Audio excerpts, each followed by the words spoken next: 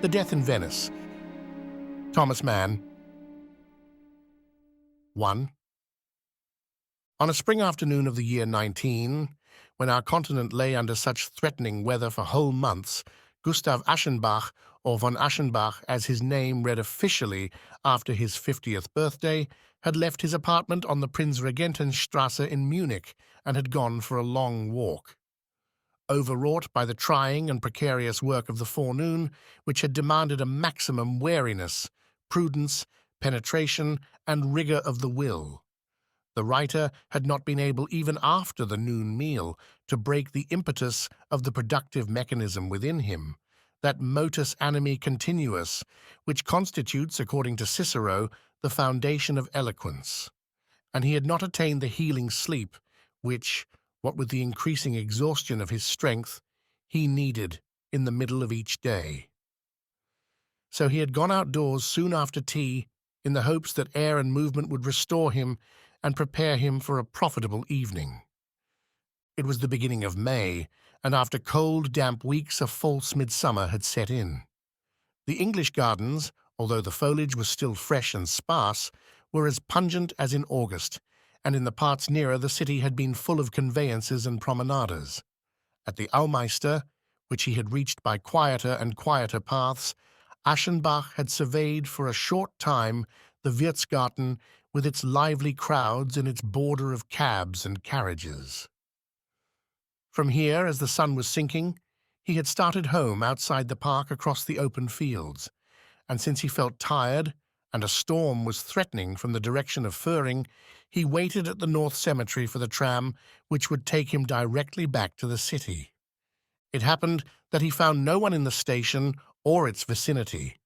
There was not a vehicle to be seen, either on the paved Ungerstrasse, with its solitary glistening rails stretching out towards Schwabing, or on the Föhringer Chaussee.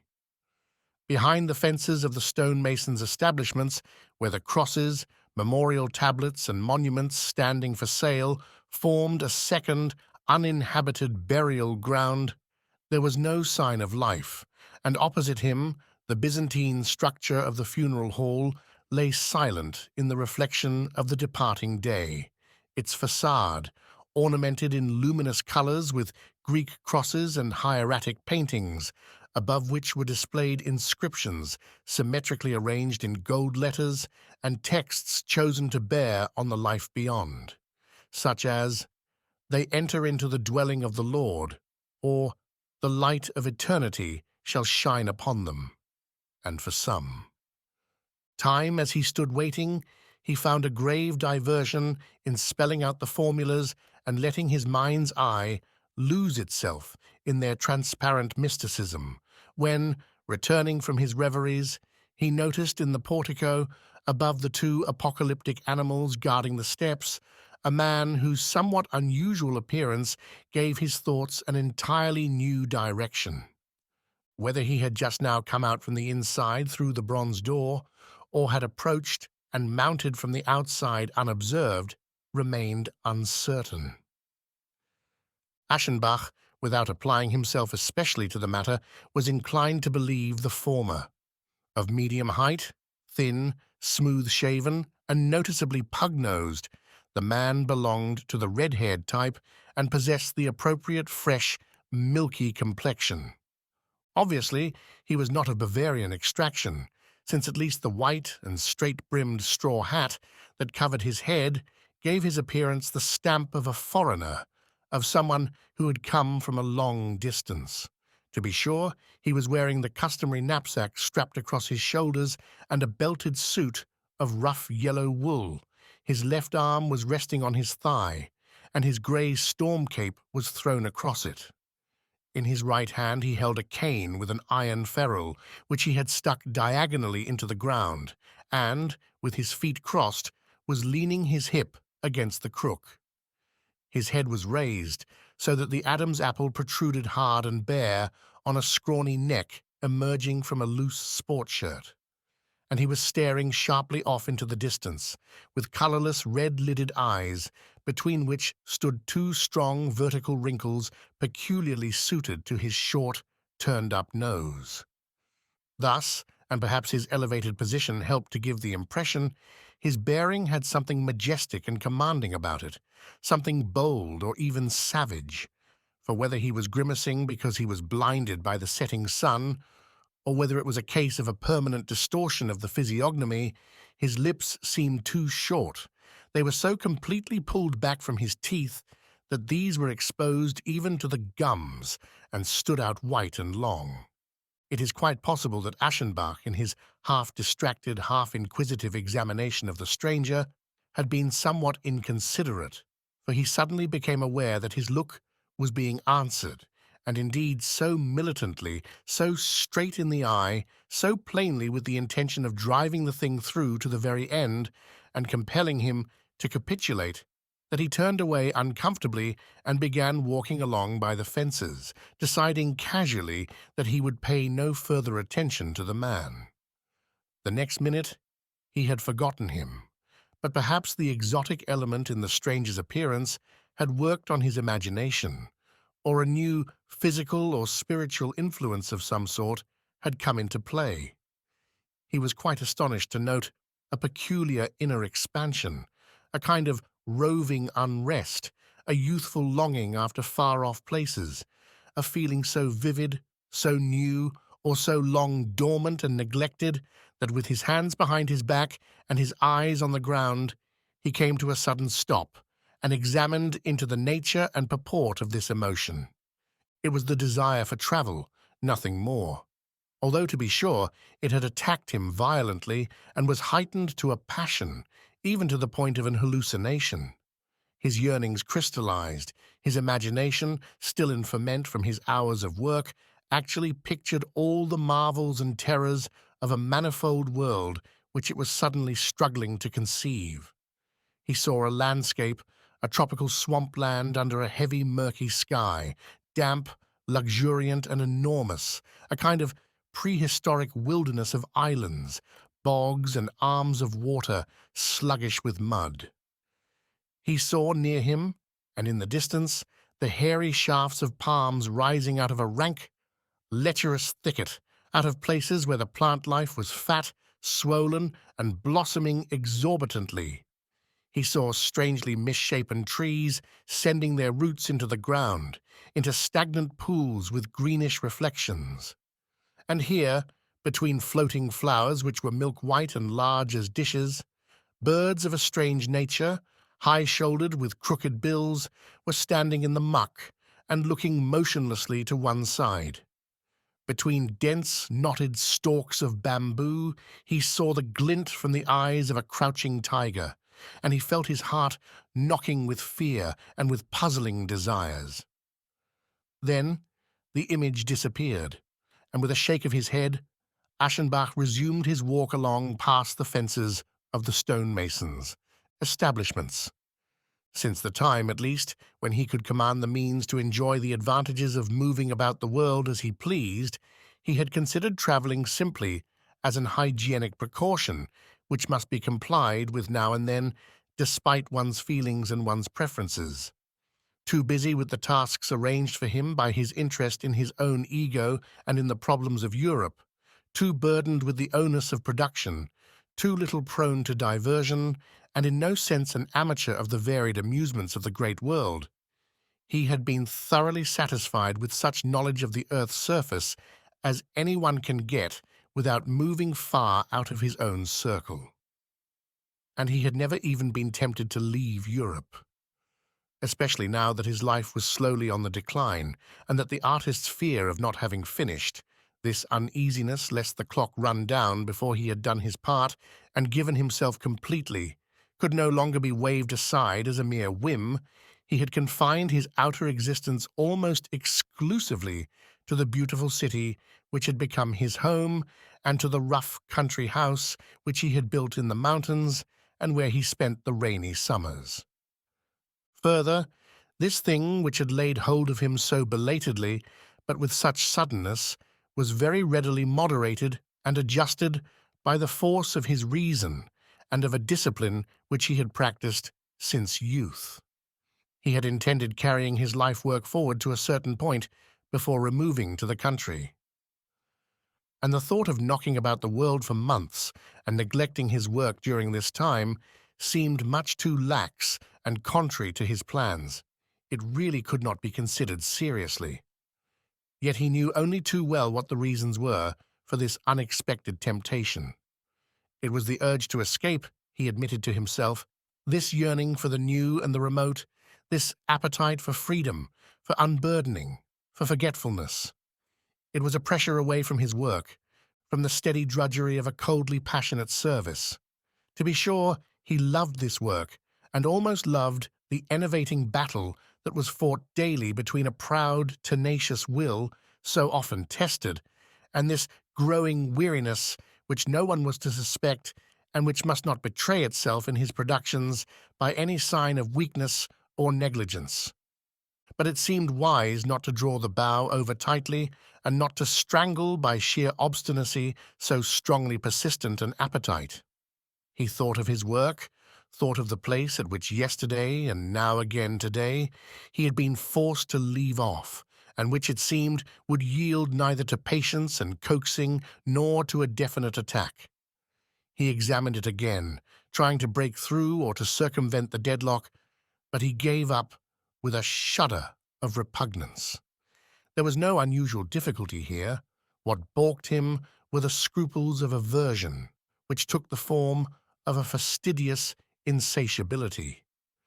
Even as a young man, this insatiability had meant to him the very nature, the fullest essence of talent. And for that reason, he had restrained and chilled his emotions, since he was aware that they inclined to content themselves with a happy approximation, a state of semi-completion. Were these enslaved emotions now taking their vengeance on him by leaving him in the lurch, by refusing to forward and lubricate his art, and were they bearing off with them every enjoyment, every live interest in form and expression?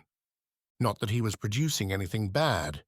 His years gave him at least this advantage, that he felt himself at all times in full and easy possession of his craftsmanship. But while the nation honored him for this, he himself was not content. And it seemed to him that his work lacked the marks of that fiery and fluctuating emotionalism which is an enormous thing in one's favor, and which, while it argues an enjoyment on the part of the author, also constitutes, more than any depth of content, the enjoyment of the amateur. He feared the summer in the country, alone in the little house with the maid who prepared his meals, and the servant who brought them to him. He feared the familiar view of the mountain peaks and the slopes which would stand about him in his boredom and his discontent. Consequently, there was need of a break in some new direction. If the summer was to be endurable and productive, he must attempt something out of his usual orbit. He must relax, get a change of air, bring an element of freshness into the blood. To travel, then, that much was settled. Not far, not all the way to the Tigers, but one night on the sleeper and a rest of 3 or 4 weeks at some pleasant popular resort in the south. He thought this out while the noise of the electric tram came nearer along the Ungerstrasse, and as he boarded it, he decided to devote the evening to the study of maps and timetables. On the platform, it occurred to him to look around for the man in the straw hat, his companion during that most significant time spent waiting at the station. But his whereabouts remained uncertain, as he was not to be seen either at the place where he was formerly standing, or anywhere else in the vicinity of the station, or on the car itself. 2. The author of that lucid and powerful prose epic built around the life of Frederick of Prussia, the tenacious artist who, after long application, wove rich, varied strands of human destiny together under one single predominating theme in the fictional tapestry known as Maya, the creator of that stark tale which is called The Wretch, and which pointed out for an entire oncoming generation the possibility of some moral certainty beyond pure knowledge. Finally, the writer, and this sums up briefly the works of his mature period, of the impassioned treatise on art and the spirit, whose capacity for mustering facts and further, whose fluency in their presentation led cautious judges to place this treatise alongside Schiller's conclusions on naive and sentimental poetry. Gustav Aschenbach, then, was the son of a higher law official and was born in a leading city in the province of Silesia. His forebears had been officers, magistrates, government functionaries, men who had led severe, steady lives serving their king, their state. A deeper strain of spirituality had been manifest in them once in the person of a preacher. The preceding generation had brought a brisker, more sensuous blood into the family through the author's mother, daughter of a bohemian bandmaster. The traces of foreignness in his features came from her. A marriage of sober, painstaking conscientiousness with impulses of a darker, more fiery nature had had an artist as its result, and this particular artist, since his whole nature was centered around acquiring a reputation, he showed himself, if not exactly precocious at least, thanks to the firmness and pithiness of his personality, his accent, ripened and adjusted to the public at an early age. Almost as a schoolboy, he had made a name for himself. Within 10 years, he had learned to face the world through the medium of his writing table, to discharge the obligations of his fame in a correspondence which, since many claims are pressed on the successful, the trustworthy, had to be brief as well as pleasant and to the point. At 40, wearied by the vicissitudes and the exertion of his own work, he had to manage a daily mail which bore the postmarks of countries in all parts of the world. Equally removed from the banal and the eccentric, his talents were so constituted as to gain both the confidence of the general public and the stable admiration and sympathy of the critical. Thus, even as a young man continually devoted to the pursuit of craftsmanship, and that of no ordinary kind, he had never known the careless freedom of youth. When, around 35 years of age, he had been taken ill in Vienna, one sharp observer said of him in company, "You see, Aschenbach has always lived like this," and the speaker contracted the fingers of his left hand into a fist. "Never like this," and he let his open hand droop comfortably from the arm of his chair. That hit the mark. And the heroic, the ethical about it all, was that he was not of a strong constitution, and though he was pledged by his nature to these steady efforts, he was not really born to them. Considerations of ill health had kept him from attending school as a boy, and had compelled him to receive instruction at home. He had grown up alone, without comrades, and he was forced to realize soon enough that he belonged to a race which often lacked not talent, but that physical substructure which talent relies on for its fullest fruition. A race accustomed to giving its best early and seldom extending its faculties over the years. But his favorite phrase was carrying through. In his novel on Frederick, he saw the pure apotheosis of this command, which struck him as the essential concept of the virtuous in action and passion. Also, he wished earnestly to grow old, since he had always maintained that the only artistry which can be called truly great, comprehensive, yes, even truly admirable, is that which is permitted to bear fruits characteristic of each stage in human development. Since he must carry the responsibilities of his talent on frail shoulders and wanted to go a long way, the primary requirement was discipline, and fortunately, discipline was his direct inheritance from his father's side. By 40, 50, or at an earlier age when others are still slashing about with enthusiasm and are contentedly putting off to some later date the execution of plans on a large scale, he would start the day early, dashing cold water over his chest and back, and then with a couple of tall wax candles in silver candlesticks at the head of his manuscript, he would pay out to his art in 2 or 3 eager, scrupulous morning hours the strength which he had accumulated in sleep. It was pardonable, indeed it was a direct tribute to the effectiveness of his moral scheme, that the uninitiated took his Maya world and the massive epic machinery upon which the life of the hero Frederick was unrolled as evidence of long breath and sustaining power, while actually they had been built up layer by layer in small daily allotments through hundreds and hundreds of single inspirations.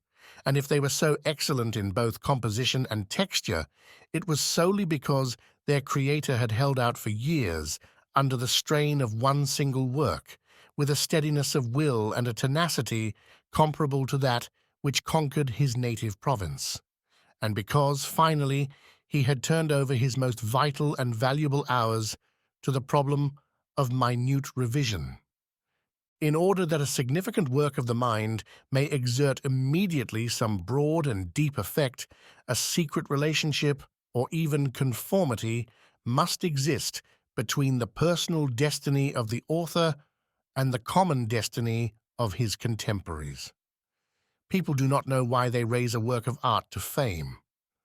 Far from being connoisseurs, they believe that they see in it hundreds of virtues which justify so much interest. But the true reason for their applause is an unconscious sympathy.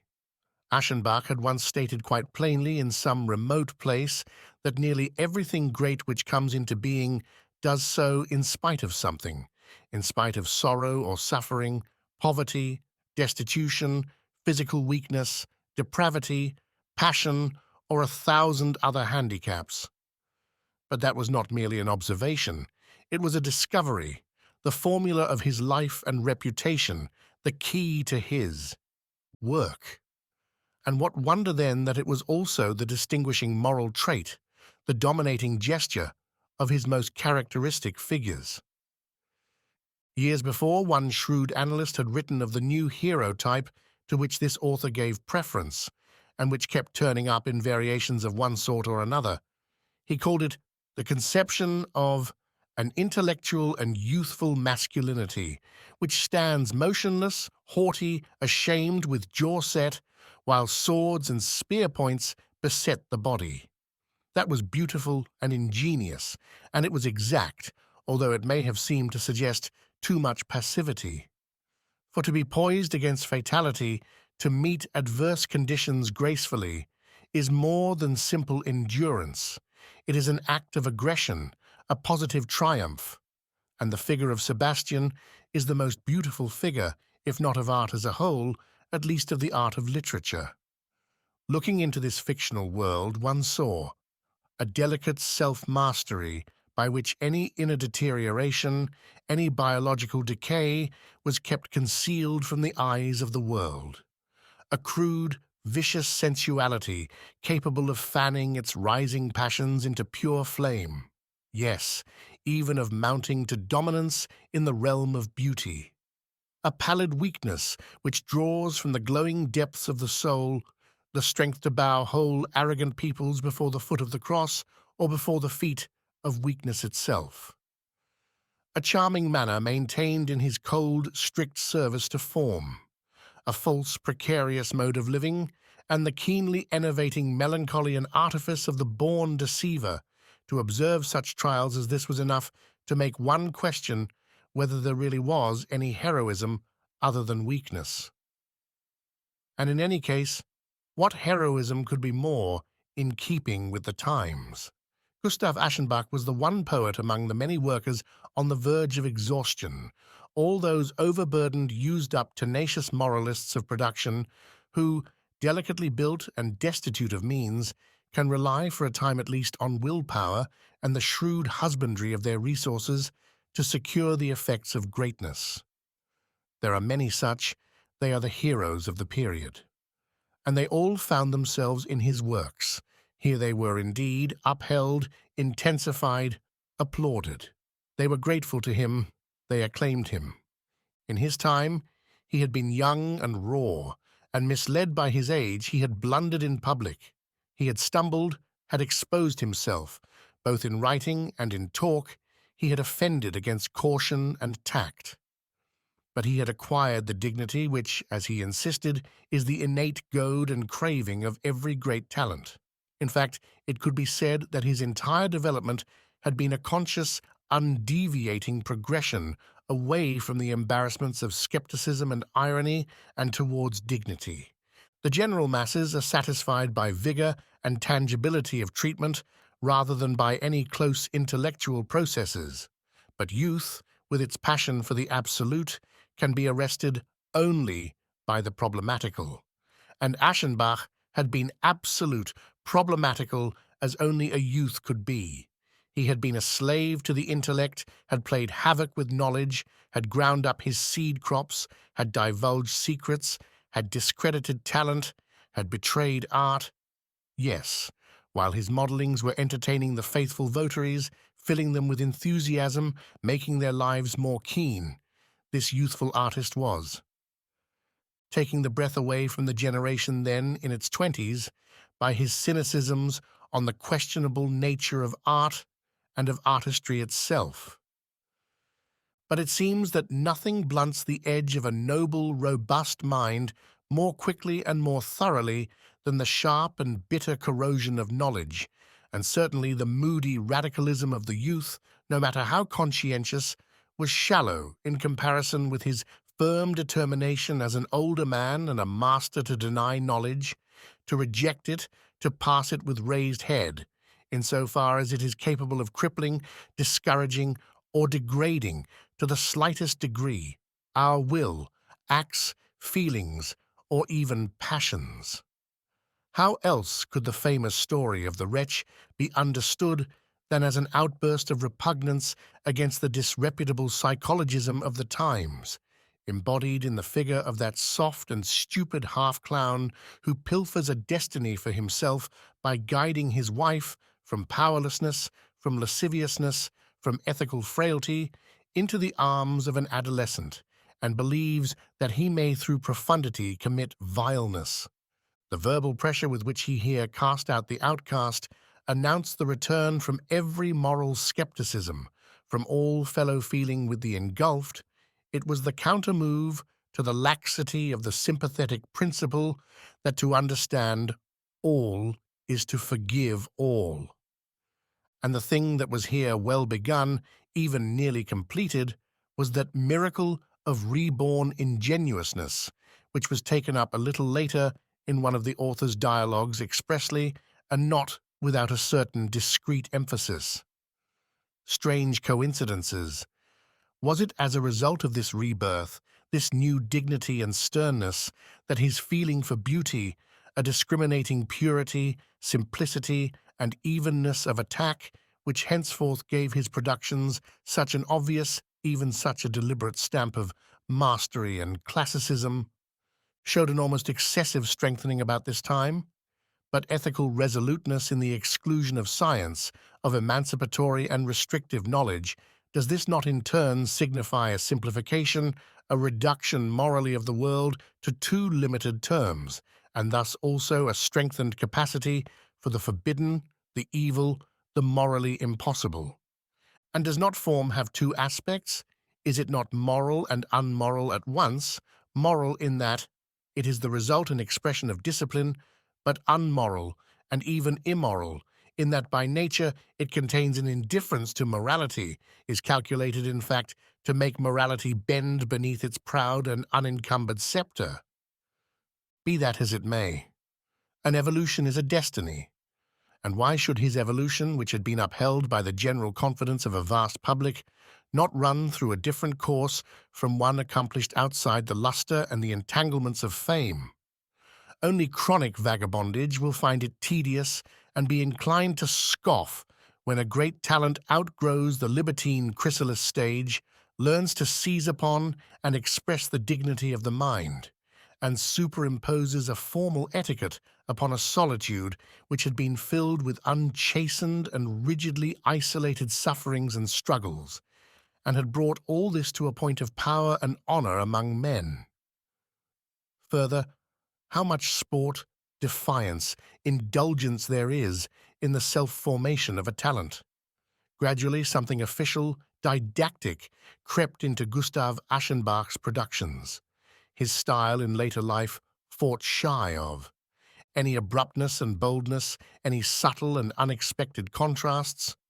He inclined towards the fixed and standardized, the conventionally elegant, the conservative, the formal, the formulated, nearly. And, as is traditionally said of Louis XIV, with the advancing years, he came to omit every common word from his vocabulary. At about this time it happened that the educational authorities included selected pages by him in their prescribed school readers.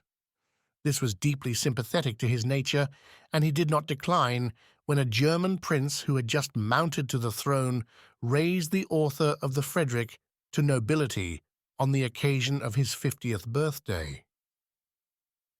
After a few years of unrest, a few tentative stopping places here and there, he soon chose Munich as his permanent home and lived there in a state of middle-class respectability, such as fits in with the life of the mind in certain individual instances.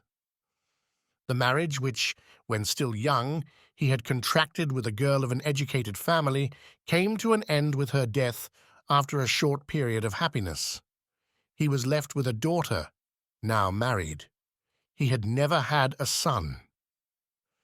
Gustav von Aschenbach was somewhat below average height, dark and smooth-shaven. His head seemed a bit too large in comparison with his almost dapper figure.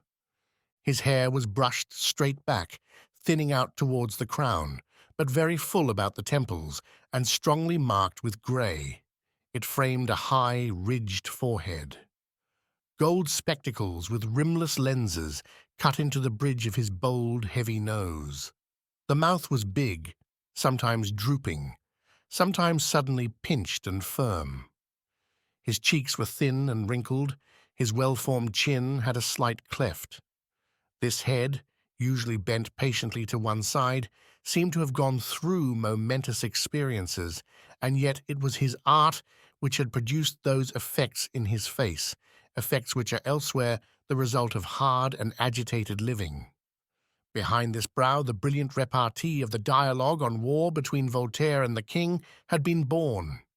These eyes, peering steadily and wearily from behind their glasses, had seen the bloody inferno of the lazarette in the 7 Years' War.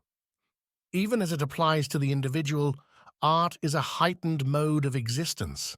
It gives deeper pleasures, it consumes more quickly. It carves into its servants' faces the marks of imaginary and spiritual adventures, and though their external activities may be as quiet as a cloister, it produces a lasting voluptuousness, over-refinement, fatigue, and curiosity of the nerves, such as can barely result from a life filled with illicit passions and enjoyments. 3. Various matters of a literary and social nature delayed his departure until about 2 weeks after that walk in Munich. Finally, he gave orders to have his country house ready for occupancy within a month, and one day, between the middle and the end of May, he took the night train for Trieste, where he made a stopover of only 24 hours, and embarked the following morning for Pola. What he was hunting was something foreign and unrelated to himself, which would at the same time be quickly within reach. And so he stopped at an island in the Adriatic, which had become well known in recent years.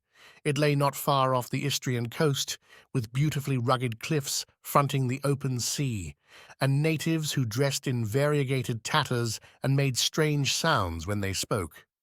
But rain and a heavy atmosphere, a provincial and exclusively Austrian patronage at the hotel, and the lack of that restfully intimate association with the sea which can be gotten only by a soft, sandy beach, irritated him, and prevented him from feeling that he had found the place he was looking for. Something within was disturbing him and drawing him, he was not sure where. He studied sailing dates, he looked about him questioningly, and of a sudden, as a thing both astounding and self-evident, his goal was before him. If you wanted to reach overnight the unique, the fabulously different, where did you go? But that was plain. What was he doing here? He had lost the trail. He had wanted to go there. He did not delay in giving notice of his mistake in stopping here. In the early morning mist, a week and a half after his arrival on the island, A fast motorboat was carrying him and his luggage back over the water to the naval port, and he landed there just long enough to cross the gangplank to the damp deck of a ship which was lying under steam, ready for the voyage to Venice. It was an old hulk, flying the Italian flag, decrepit, sooty, and mournful, in a cave-like, artificially lighted inside cabin where Aschenbach, immediately upon boarding the ship, was conducted by a dirty, hunchbacked sailor who smirked politely. There was sitting behind a table, his hat cocked over his forehead, and a cigarette stump in the corner of his mouth, a man with a goatee and with the face of an old-style circus director who was taking down the particulars of the passengers with professional grimaces and distributing the tickets. To Venice, he repeated Aschenbach's request as he extended his arm and plunged his pen into the pasty dregs of a precariously tilted inkwell. To Venice, first class, at your service, sir. And he wrote a generous scrawl, sprinkled it with blue sand out of a box, let the sand run off into a clay bowl, folded the paper with sallow, bony fingers, and began writing again. A happily chosen destination, he chattered on. Ah, Venice, a splendid city, a city of irresistible attractiveness for the educated on account of its history as well as its present-day charms. The smooth rapidity of his movements and the empty words accompanying them had something anesthetic and reassuring about them, much as though he feared lest the traveller might still be vacillating in his decision to go to Venice. He handled the cash briskly and let the change fall on the spotted table cover with the skill of a croupier. "A pleasant journey, sir," he said with a theatrical bow. "Gentlemen, I have the honor of serving you," he called out immediately after, with his arm upraised, and he acted as if business were in full swing, although no one else was there to require his attention. Aschenbach returned to the deck. With one arm on the railing, he watched the passengers on board and the idlers who loitered around the dock waiting for the ship to sail. The second-class passengers, men and women, were huddled together on the foredeck, using boxes and bundles as seats. A group of young people made up the travellers on the first deck, clerks from Pola, it seemed, who had gathered in the greatest excitement for an excursion to Italy. They made a considerable fuss about themselves and their enterprise, chattered, laughed, enjoyed their own antics self-contentedly, and leaning over the handrails, shouted flippantly and mockingly at their comrades who, with portfolios under their arms, were going up and down the waterfront on business and kept threatening the picnickers with their canes. One, in a bright yellow summer suit of ultra-fashionable cut, with a red necktie and a rakishly tilted Panama, surpassed all the others in his crowing good humor. But as soon as Aschenbach looked at him a bit more carefully, he discovered with a kind of horror that the youth was a cheat. He was old. That was unquestionable. There were wrinkles around his eyes and mouth.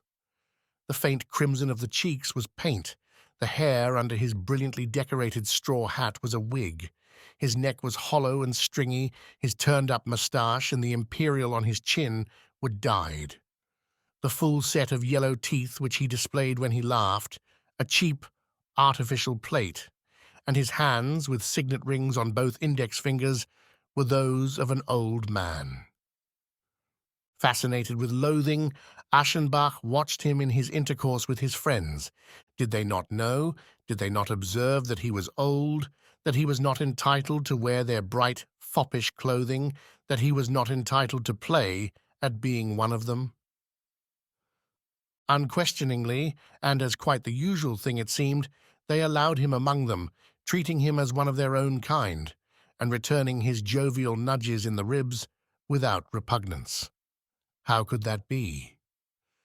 Aschenbach laid his hand on his forehead and closed his eyes. They were hot, since he had had too little sleep.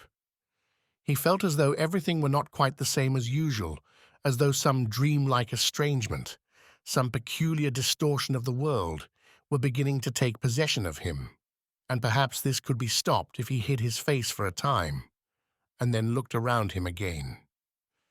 Yet at this moment he felt as though he was swimming, and looking up with an unreasoned fear, he discovered that the heavy, lugubrious body of the ship was separating slowly from the walled bank. Inch by inch, with the driving and reversing of the engine, the strip of dirty, glistening water widened between the dock and the side of the ship, and after cumbersome maneuvering, the steamer finally turned its nose towards the open sea. Aschenbach crossed to the starboard side, where the hunchback had set up a deck chair for him, and a steward in a spotted dress coat asked after his wants. The sky was grey, the wind damp. Harbour and islands had been left behind, and soon all land was lost in the haze. Flakes of coal dust, bloated with moisture, fell over the washed deck, which would not dry. After the first hour, an awning was spread, since it had begun to rain. Bundled up in his coat, a book in his lap, the traveller rested, and the hours passed unnoticed. It stopped raining. The canvas awning was removed. The horizon was unbroken. The sea, empty, like an enormous disk, lay stretched under the curve of the sky. But in empty, inarticulate space, our senses lose also the dimensions of time, and we slip into the incommensurate. As he rested, strange, shadowy figures, the old dandy, the goatee from the inside cabin, passed through his mind with vague gestures, muddled dream words, and he was asleep. About noon, he was called to a meal down in the corridor-like dining hall into which the doors opened from the sleeping cabins. He ate near the head of a long table, at the other end of which the clerks, including the old man, had been drinking with the boisterous captain since 10 o'clock. The food was poor, and he finished rapidly. He felt driven outside to look at the sky, to see if it showed signs of being brighter above Venice. He had kept thinking that this had to occur, since the city had always received him in full blaze. But sky and sea remained dreary and leaden. At times, a misty rain fell, and here he was reaching by water a different Venice than he had ever found when approaching on land. He stood by the forestays, looking in the distance, waiting for land. He thought of the heavy-hearted, enthusiastic poet for whom the domes and bell towers of his dreams had once risen out of these waters. He relived in silence some of that reverence, happiness, and sorrow which had been turned then into cautious song. And easily susceptible to sensations already moulded, he asked himself wearily and earnestly whether some new enchantment and distraction, some belated adventure of the emotions, might still be held in store for this idle traveller. Then the flat coast emerged on the right. The sea was alive with fishing smacks. The bather's island appeared. It dropped behind to the left. The steamer slowly entered the narrow port, which is named after it. And on the lagoon, facing gay, ramshackle houses, it stopped completely, since it had to wait for the bark of the health department. An hour passed before it appeared. He had arrived, and yet he had not. No one was in any hurry. No one was driven by impatience. The young men from Pola, patriotically attracted by the military bugle calls which rang over the water from the vicinity of the public gardens, had come on deck, and warmed by their asti, they burst out with cheers for the drilling bersagliere. But it was repulsive to see what a state the primped-up old man had been brought to by his comradeship with youth. His old head was not able to resist its wine, like the young and robust. He was painfully drunk. With glazed eyes, a cigarette between his trembling fingers, he stood in one place, swaying backwards and forwards from giddiness and balancing himself laboriously.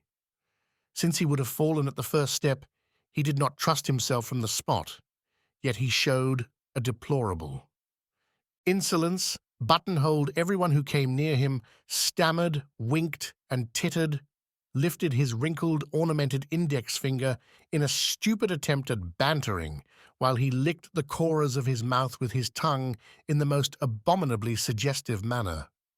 Aschenbach observed him darkly, and a feeling of numbness came over him again, as though the world were displaying a faint but irresistible tendency to distort itself into the peculiar and the grotesque, a feeling which circumstances prevented him from surrendering himself to completely.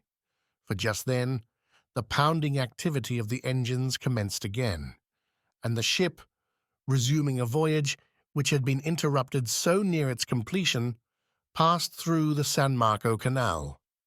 So he saw it again, the most remarkable of landing places, that blinding composition of fantastic buildings which the Republic lays out before the eyes of approaching seafarers, the soft splendor of the palace, the Bridge of Sighs, on the bank the columns with lion and saint, the advancing showy flank of the enchanted temple, the glimpse through to the archway, and the huge giant clock.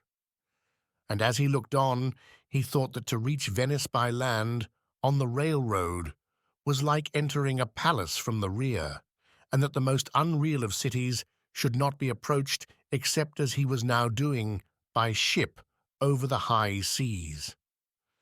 The engines stopped, gondolas pressed in, the gangway was let down, customs officials climbed on board and discharged their duties perfunctorily. The disembarking could begin.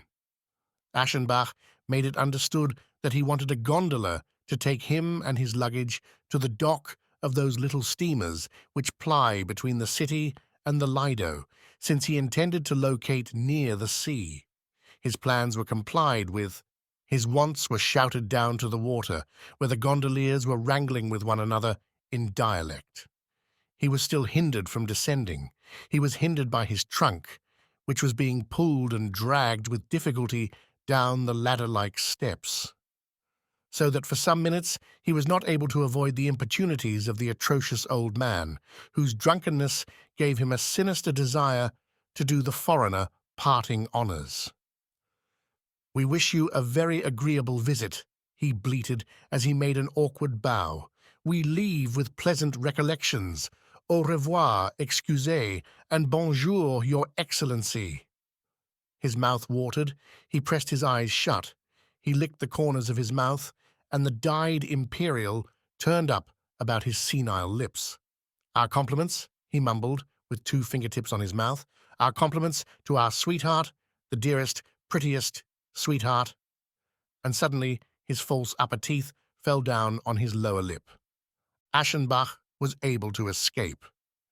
"To our sweetheart, our handsome sweetheart," he heard the cooing, hollow, stuttering voice behind him, while supporting himself against the handrail, he went down the gangway.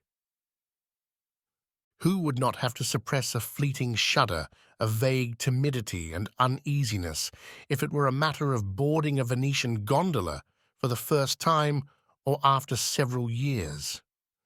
The strange craft, an entirely unaltered survival from the times of balladry, with that peculiar blackness which is found elsewhere only in coffins, it suggests silent criminal adventures in the rippling night. It suggests even more strongly death itself, the bier and the mournful funeral, and the last silent journey. And has it been observed that the seat of such a bark, this armchair of coffin-black veneer and dull black upholstery, is the softest, most luxuriant, most lulling seat in the world? Aschenbach noted this when he had relaxed at the feet of the gondolier, opposite his luggage, which lay neatly assembled on the prow. The rowers were still wrangling, harshly, incomprehensibly, with threatening gestures. But the strange silence of this canal city seemed to soften their voices, to disembody them and dissipate them over the water. It was warm here in the harbour.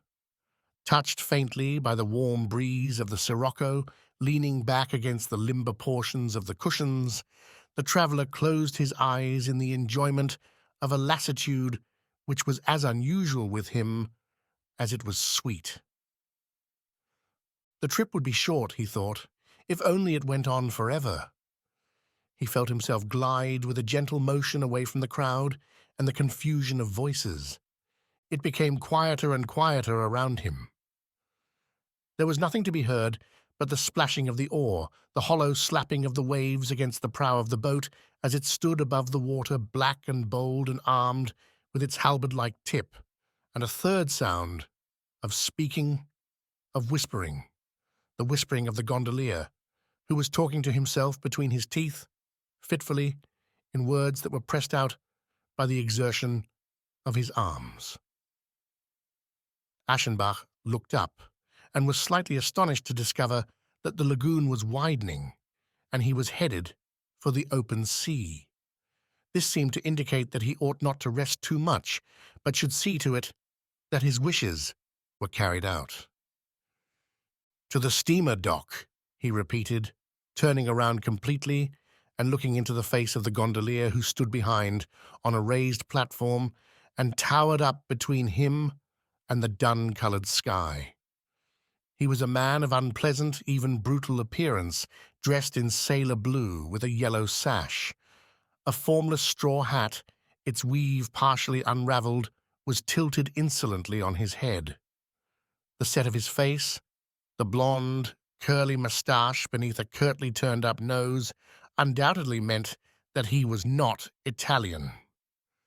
Although of somewhat frail build, so that one would not have thought him especially well suited to his trade, he handled the oar with great energy, throwing his entire body into each stroke.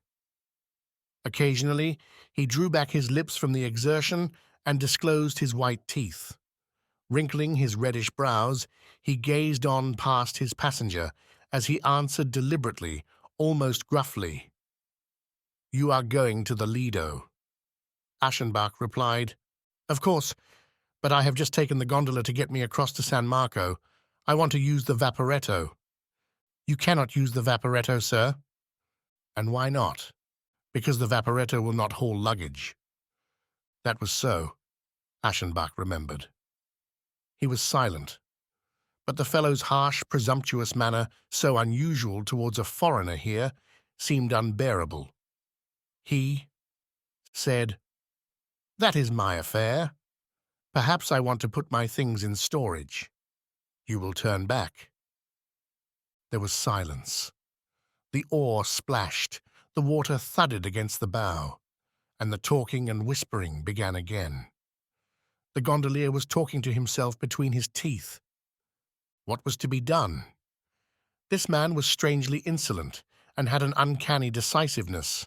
The traveller, alone with him on the water, saw no way of getting what he wanted. And besides, how softly he could rest if only he did not become excited.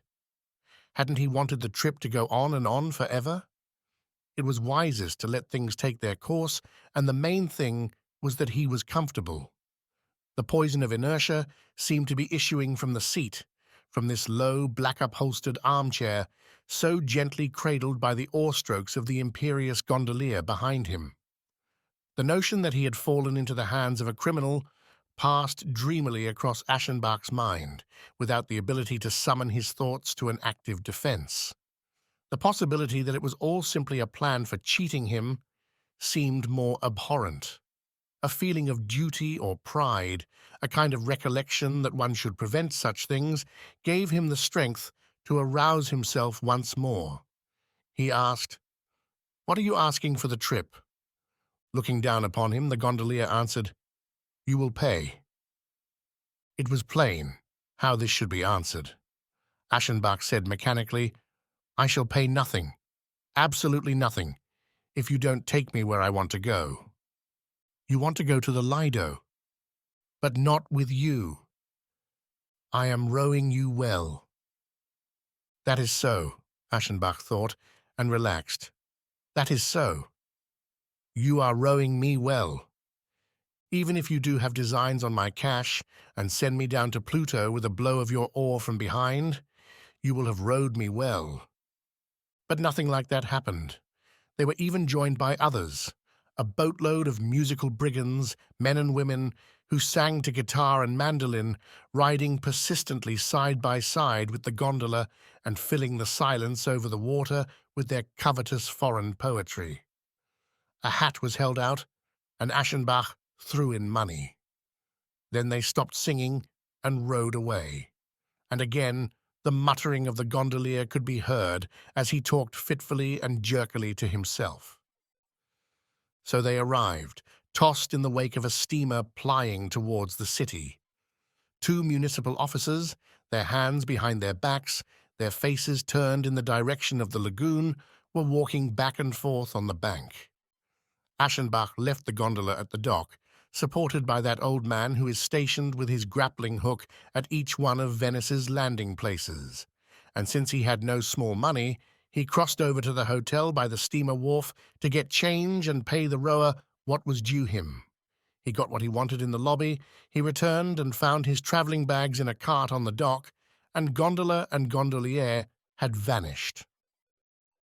"He got out in a hurry," said the old man with the grappling hook. "A bad man. A man without a license, sir. He is the only gondolier who doesn't have a license. The others telephoned here." Aschenbach shrugged his shoulders. "The gentleman rode for nothing," the old man said, and held out his hat. Aschenbach tossed in a coin. He gave instructions to have his luggage taken to the beach hotel and followed the cart through the avenue, the white-blossomed avenue which, lined on both sides with taverns, shops and boarding houses, runs across the island to the shore. He entered the spacious hotel from the rear by the terraced garden and passed through the vestibule and the lobby until he reached the desk.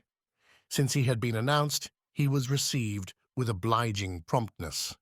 A manager, a small, frail, flatteringly polite man with a black moustache and a French-style frock coat, accompanied him to the third floor in the lift and showed him his room, an agreeable place furnished in cherry wood. It was decorated with strong-smelling flowers, and its high windows afforded a view out across the open sea. He stepped up to one of them after the employee had left, and while his luggage was being brought up and placed in the room behind him, he looked down on the beach. It was comparatively deserted in the afternoon, and on the sunless ocean, which was at flood tide and was sending long, low waves against the bank in a calm, regular rhythm. The experiences of a man who lives alone and in silence are both vaguer and more penetrating than those of people in society. His thoughts are heavier, more odd, and touched always with melancholy. Images and observations which could easily be disposed of by a glance, a smile, an exchange of opinion, will occupy him unbearably, sink deep into the silence, become full of meaning, become life, adventure, emotion. Loneliness ripens the eccentric, the daringly and estrangingly beautiful, the poetic. But loneliness also ripens the perverse, the disproportionate, the absurd, and the illicit. So, the things he had met with on the trip, the ugly old fop with his twaddle about sweethearts, the law-breaking gondolier who was cheated of his pay, still left the traveller uneasy. Without really providing any resistance to the mind, without offering any solid stuff to think over, they were nevertheless profoundly strange, as it seemed to him, and disturbing precisely because of this contradiction. In the meanwhile, he greeted the sea with his eyes, and felt pleasure at the knowledge that Venice was so conveniently near. Finally, he turned away, bathed his face, left orders to the chambermaid for a few things he still needed done to make his comfort complete, and let himself be taken to the ground floor by the green-uniformed Swiss who operated the lift. He took his tea on the terrace facing the ocean, then descended and followed the boardwalk for quite a way in the direction of the Hotel Excelsior. When he returned it seemed time to dress for dinner.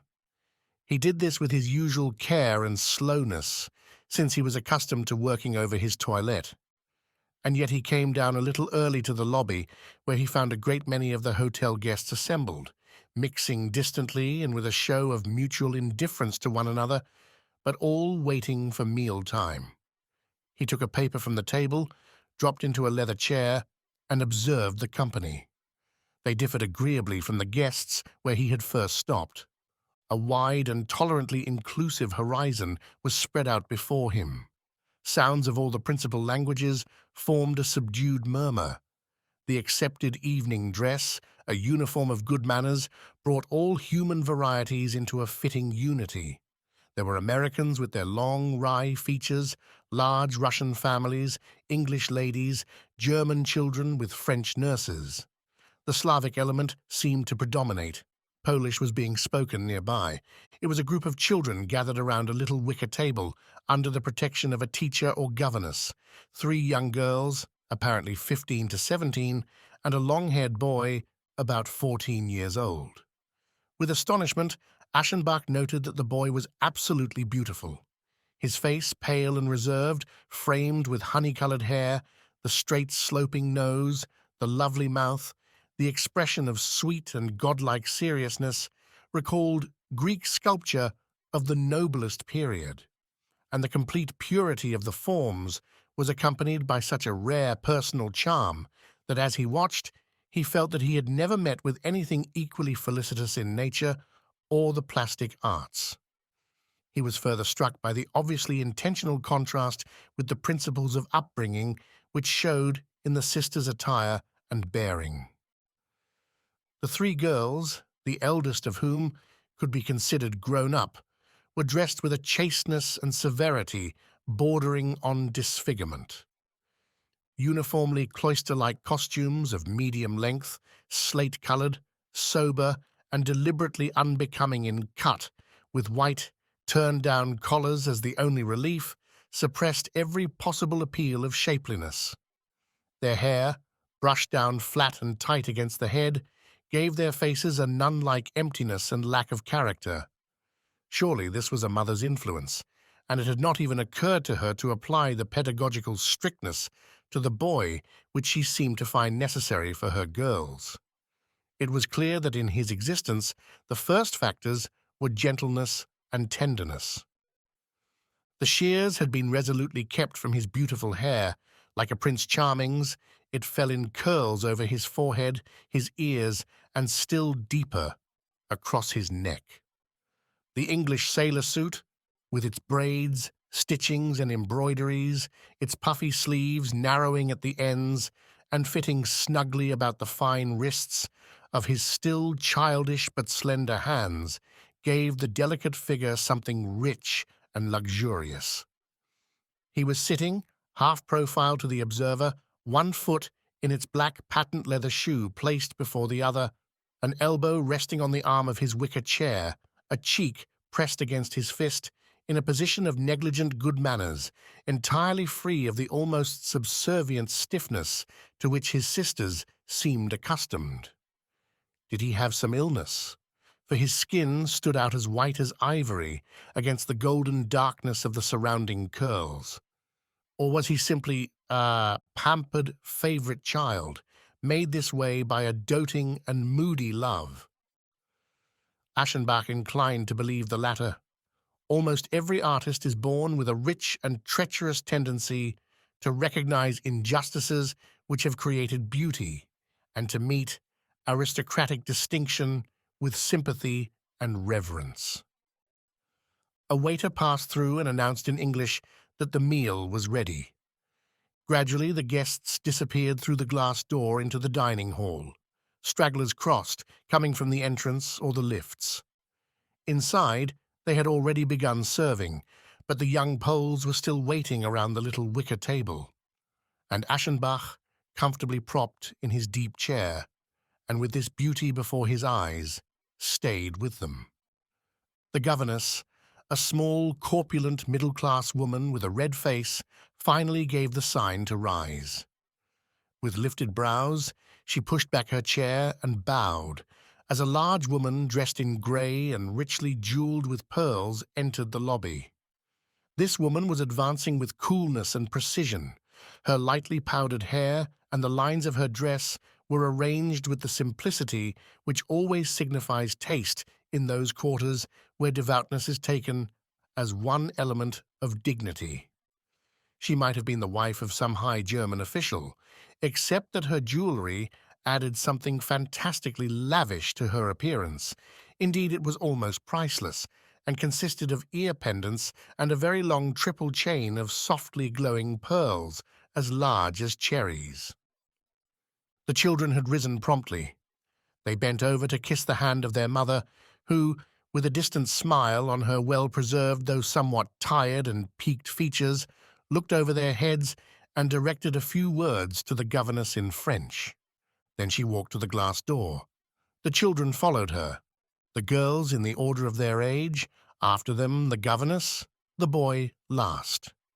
For some reason or other, he turned around before crossing the sill, and since no one else was in the lobby, his strange, dusky eyes met those of Aschenbach, who, his newspaper on his knees, lost in thought, was gazing after the group. What he saw had not been unusual in the slightest detail. They had not preceded the mother to the table. They had waited, greeted her with respect, and observed the customary forms on entering the room. But it had taken place so pointedly, with such an accent of training, duty, and self-respect, that Aschenbach felt peculiarly touched by it all. He delayed for a few moments, then he too crossed into the dining room and was assigned to his table, which, as he noted with a brief touch of regret, was very far removed from that of the Polish family. Weary and yet intellectually active, he entertained himself during the lengthy meal with abstract or even transcendental things. He thought over the secret union which the lawful must enter upon with the individual for human beauty to result. From this he passed into general problems of form and art, and at the end he found that his thoughts and discoveries were like the seemingly felicitous promptings of a dream which, when the mind is sobered, are seen to be completely empty and unfit. After the meal, smoking, sitting, taking an occasional turn in the park with its smell of nightfall, he went to bed early and spent the night in a sleep deep and unbroken, but often enlivened with the apparitions of dreams. The weather did not improve any the following day. A land breeze was blowing. Under a cloudy ashen sky, the sea lay in dull peacefulness. It seemed shriveled up, with a close, dreary horizon, and it had retreated from the beach, bearing the long ribs of several sandbanks. As Aschenbach opened his window, he thought that he could detect the foul smell of the lagoon. He felt depressed. He thought already of leaving. Once, years ago, after several weeks of spring here, this same weather had afflicted him and impaired his health so seriously that he had to abandon Venice like a fugitive. Was not this old feverish unrest again setting in, the pressure in the temples, the heaviness of the eyelids? It would be annoying to change his residence still another time, but if the wind did not turn, he could not stay here. To be safe, he did not unpack completely. He breakfasted at 9 in the buffet room provided for this purpose between the lobby and the dining room. That formal silence reigned here which is the ambition of large hotels. The waiters who were serving walked about on soft soles. Nothing was audible but the tinkling of the tea things, a word half whispered. In one corner, obliquely across from the door, and 2 tables removed from his own, Aschenbach observed the Polish girls with their governess. Erect and red-eyed, their ash-blonde hair freshly smoothed down, dressed in stiff blue linen with little white cuffs and turned-down collars, they were sitting there, handing around a glass of marmalade. They had almost finished their breakfast. The boy was missing. Aschenbach smiled. "Well, little Phaeacian," he thought, "you seem to be enjoying the pleasant privilege of having your sleep out." And suddenly exhilarated, he recited to himself the line, "A frequent change of dress, warm baths, and rest." He breakfasted without haste. From the porter, who entered the hall holding his braided cap in his hand, he received some forwarded mail, and while he smoked a cigarette, he opened a few letters. In this way it happened that he was present at the entrance of the late sleeper, who was being waited for over yonder. "Nein." He came through the glass door and crossed the room in silence to his sister's table. His approach, the way he held the upper part of his body and bent his knees, the movement of his white-shod feet, had an extraordinary charm. He walked very lightly, at once timid and proud, and this became still more lovely through the childish embarrassment with which, twice as he proceeded, he turned his face towards the centre of the room, raising and lowering his eyes. Smiling, with something half-muttered in his soft, vague tongue, he took his place. And now, as he turned his full profile to the observer, Aschenbach was again astonished, terrified even, by the really godlike beauty of this human child. Today, the boy was wearing a light blouse of blue and white striped cotton goods with a red silk tie in front and closed at the neck by a plain white high collar.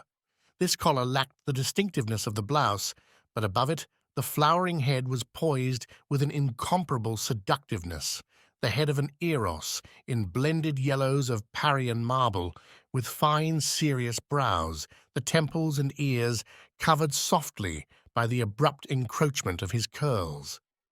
Good, good, Aschenbach thought, with that deliberate, expert appraisal which artists sometimes employ as a subterfuge when they have been carried away with delight before a masterwork.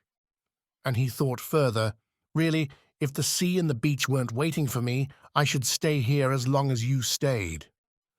But he went then, passed through the lobby under the inspection of the servants, down the wide terrace and straight across the boardwalk to the section of the beach reserved for the hotel guests. The barefoot old man in dungarees and straw hat, who was functioning here as bathing master, assigned him to the bathhouse he had rented. A table and a seat were placed on the sandy-board platform, and he made himself comfortable in the lounge chair which he had drawn closer to the sea, out into the waxen yellow sand. More than ever before, he was entertained and amused by the sights on the beach, this spectacle of carefree, civilized people getting sensuous enjoyment at the very edge of the elements. The grey flat sea was already alive with wading children, swimmers, a motley of figures lying on the sandbanks with arms bent behind their heads. Others were rowing about in little red and blue striped boats without keels. They were continually upsetting amid laughter. Before the long stretches of bathing houses, where people were sitting on the platforms as though on small verandas, there was a play of movement against the line of rest and inertness behind, visits and chatter, fastidious morning elegance alongside the nakedness which, boldly at ease, was enjoying the freedom which the place afforded. Further in front, on the damp, firm sand, people were parading about in white bathing cloaks, in ample, brilliantly colored wrappers. An elaborate sand pile to the right, erected by children, had flags in the colors of all nations planted around it. Vendors of shells, cakes, and fruit spread out their wares, kneeling. To the left, before one of the bathing houses which stood at right angles to the others and to the sea, a Russian family was encamped. Men with beards and large teeth, slow, delicate women, a Baltic girl sitting by an easel and painting the sea amidst exclamations of despair, two ugly, good-natured children, an old maidservant who wore a kerchief on her head and had the alert, scraping manners of a slave. Delighted and appreciative, they were living there, patiently calling the names of the two rowdy, disobedient children, using their scanty Italian to joke with the humorous old man from whom they were buying candy, kissing one another on the cheek, and not in the least concerned with anyone who might be observing their community. Yes, I shall stay, Aschenbach thought. Where would things be better? And his hands folded in his lap, he let his eyes lose themselves in the expanses of the sea, his gaze gliding, swimming, and failing in the monotone mist of the wilderness of space. He loved the ocean for deep-seated reasons, because of that yearning for rest, when the hard-pressed artist hungers to shut out the exacting multiplicities of experience and hide himself on the breast of the simple, the vast, and because of a forbidden hankering, seductive by virtue of its being directly opposed to his obligations, after the incommunicable, the incommensurate, the eternal, the non-existent. To be at rest in the face of perfection is the hunger of everyone who is aiming at excellence. And what is the non-existent but a form of perfection? But now, just as his dreams were so far out in vacancy, suddenly the horizontal fringe of the sea was broken by a human figure. And as he brought his eyes back from the unbounded and focused them, it was the lovely boy who was there, coming from the left and passing him on the sand. He was barefooted, ready for wading, his slender legs exposed above the knees. He walked slowly, but as lightly and proudly as though it were the customary thing for him to move about without shoes, and he was looking around him towards the line of bathing houses opposite. But as soon as he had noticed the Russian family, occupied with their own harmony and contentment, a cloud of scorn and detestation passed over his face. His brow darkened, his mouth was compressed, he gave his lips an embittered twist to one side so that the cheek was distorted, and the forehead became so heavily furrowed that the eyes seemed sunken beneath its pressure. Malicious and glowering, they spoke the language of hate. He looked down, looked back once more threateningly, then with his shoulder made an abrupt gesture of disdain and dismissal, and left the enemy behind him.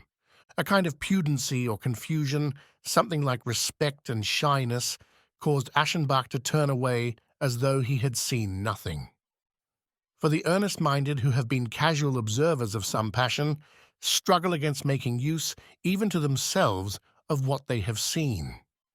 But he was both cheered and unstrung, which is to say he was happy. This childish fanaticism, directed against the most good-natured possible aspect of life, it brought the divinely arbitrary into human relationships.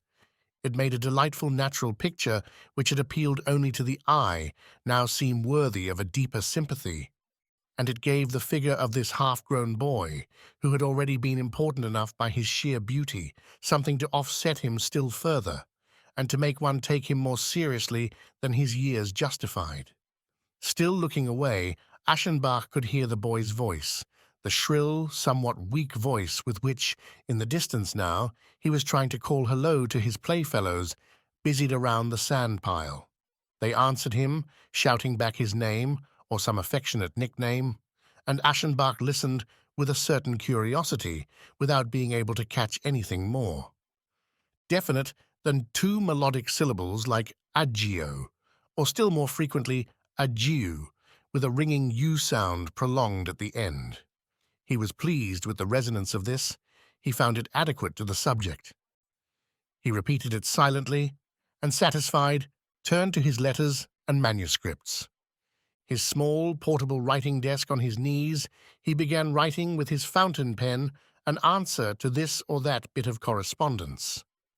But after the first 15 minutes, he found it a pity to abandon the situation, the most enjoyable he could think of, in this manner, and waste it in activities which did not interest him. He tossed the writing materials to one side, and he faced the ocean again.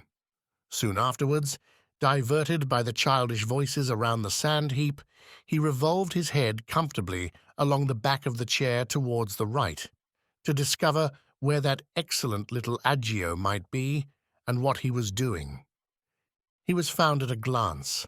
The red tie on his breast was not to be overlooked. Busied with the others in laying an old plank across the damp moat of the sand castle, he was nodding and shouting instructions for this work. There were about 10 companions with him, boys and girls of his age, and a few younger ones who were chattering with one another in Polish, French, and in several Balkan tongues. But it was his name which rang out most often. He was openly in demand, sought after, admired. One boy especially, like him a Pole, a stocky fellow who was called something like Jashu, with sleek black hair and a belted linen coat, seemed to be his closest vassal and friend. When the work on the sand structure was finished for the time being, they walked arm in arm along the beach, and the boy who was called Yashu kissed the beauty. Aschenbach was half-minded to raise a warning finger. "I advise you, Christobulus," he thought, smiling, To travel for a year, for you need that much time at least to get over it. And then he breakfasted on large, ripe strawberries, which he got from a peddler. It had become very warm, although the sun could no longer penetrate the blanket of mist in the sky. Laziness clogged his brain, even while his senses delighted in the numbing, drugging distractions of the ocean's stillness. To guess, to puzzle out just what name it was that sounded something like agio, seemed to the sober man an appropriate ambition, a thoroughly comprehensive pursuit. And with the aid of a few scrappy recollections of Polish, he decided that they must mean Tadzio, the shortened form of Thaddeus, and sounding like Tadzio when it is called. Tadzio was bathing. Aschenbach, who had lost sight of him, spied his head and the arm with which he was propelling himself far out in the water, for the sea must have been smooth for a long distance out. But already people seemed worried about him. Women's voices were calling after him from the bathing houses, uttering this name again and again. It almost dominated the beach like a battle cry, and with its soft consonants, its long-drawn U-note at the end, it had something at once sweet and wild about it. "Tadzio! Tadzio!" He turned back. Beating the resistant water into a foam with his legs, he hurried, his head bent down over the waves. And to see how this living figure, graceful and clean-cut in its advance, with dripping curls and lovely as some frail god, came up out of the depths of sky and sea, rose and separated from the elements, this spectacle aroused a sense of myth. It was like some poet's recovery of time at its beginning, of the origin of forms and the birth of gods. Aschenbach listened with closed eyes to this song ringing within him, and he thought again that it was pleasant here, and that he would like to remain. Later, Tadzio was resting from his bath. He lay in the sand, wrapped in his white robe, which was drawn under the right shoulder, his head supported on his bare arm. And even when Aschenbach was not observing him, but was reading a few pages in his book, he hardly ever forgot that this boy was lying there, and that it would cost him only a slight turn of his head to the right to behold the mystery.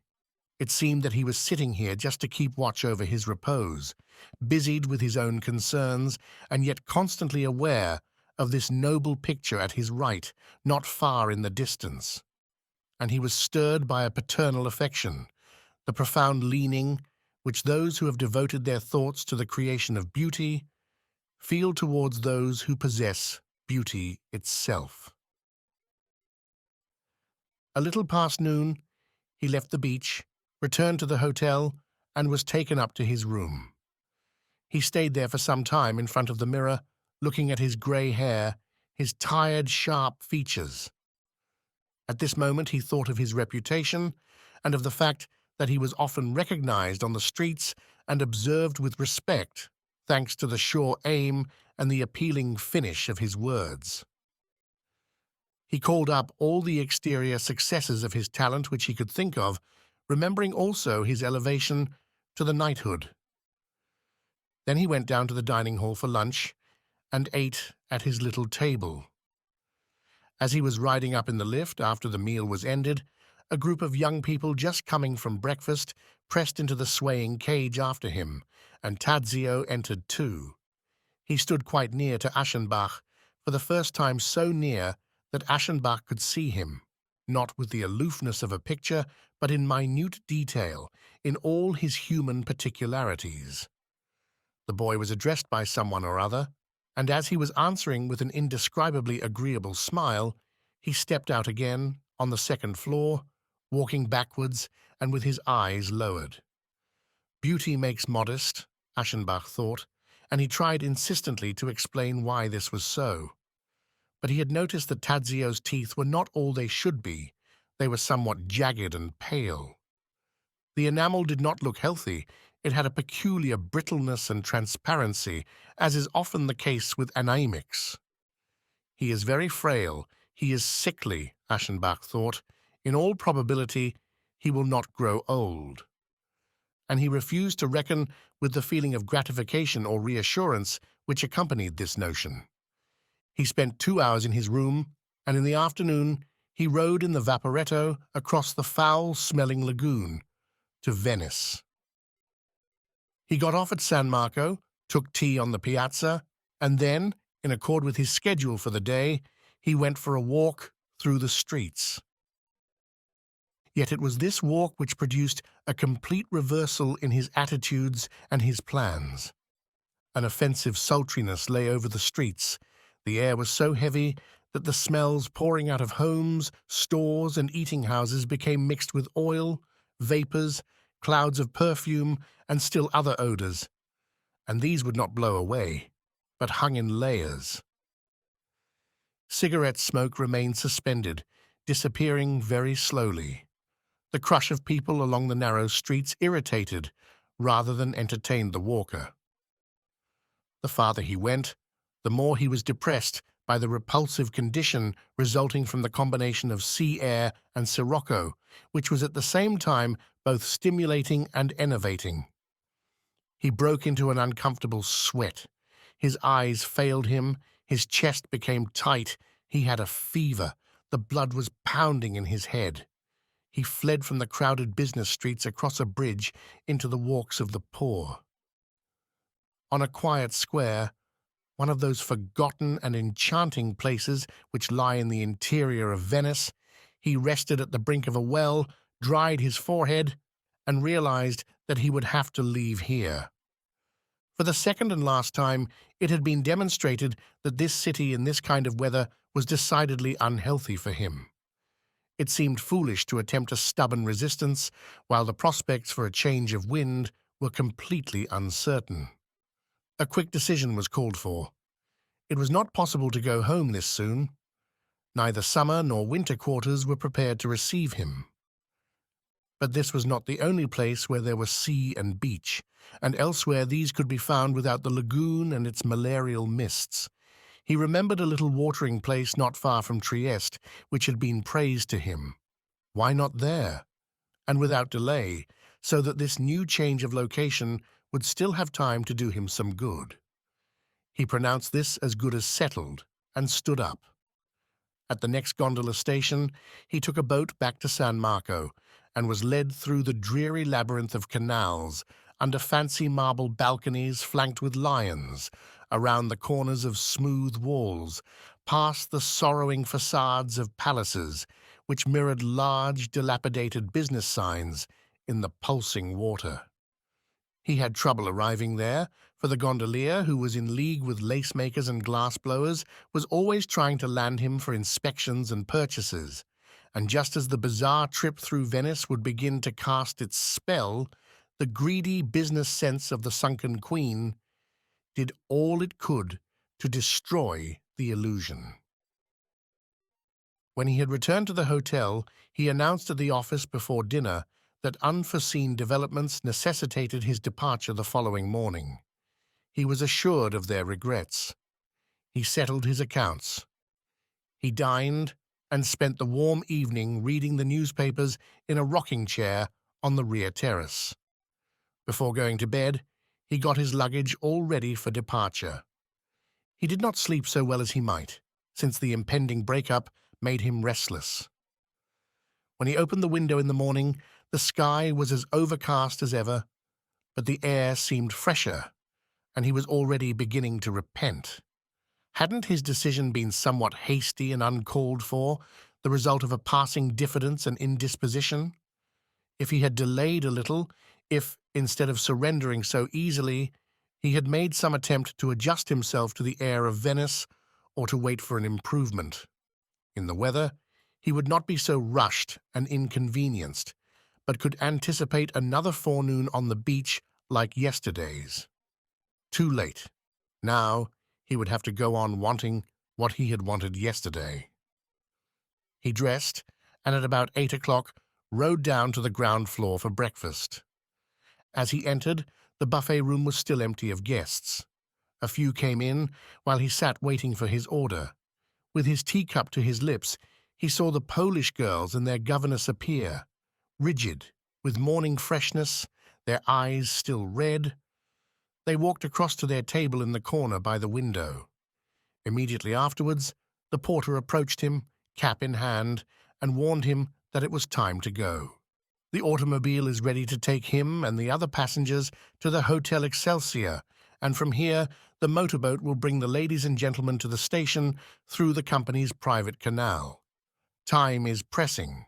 Aschenbach found that it was doing nothing of the sort. It was still over an hour before his train left. He was irritated by this hotel custom of hustling departing guests out of the house, and indicated to the porter that he wished to finish his breakfast in peace. The man retired hesitatingly to appear again 5 minutes later. It is impossible for the car to wait any longer. Then he would take a cab and carry his trunk with him. Aschenbach replied in anger. He would use the public steamboat at the proper time, and he requested that it be left to him personally to worry about his departure. The employee bowed himself away.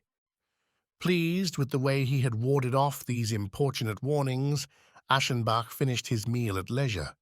In fact, he even let the waiter bring him a newspaper. The time had become quite short when he finally arose. It was fitting that at the same moment Tadzio should come through the glass door. On the way to his table, he walked in the opposite direction to Aschenbach, lowering his eyes modestly before the man with the grey hair and high forehead, only to raise them again in his delicious manner, soft and full upon him, and he had passed.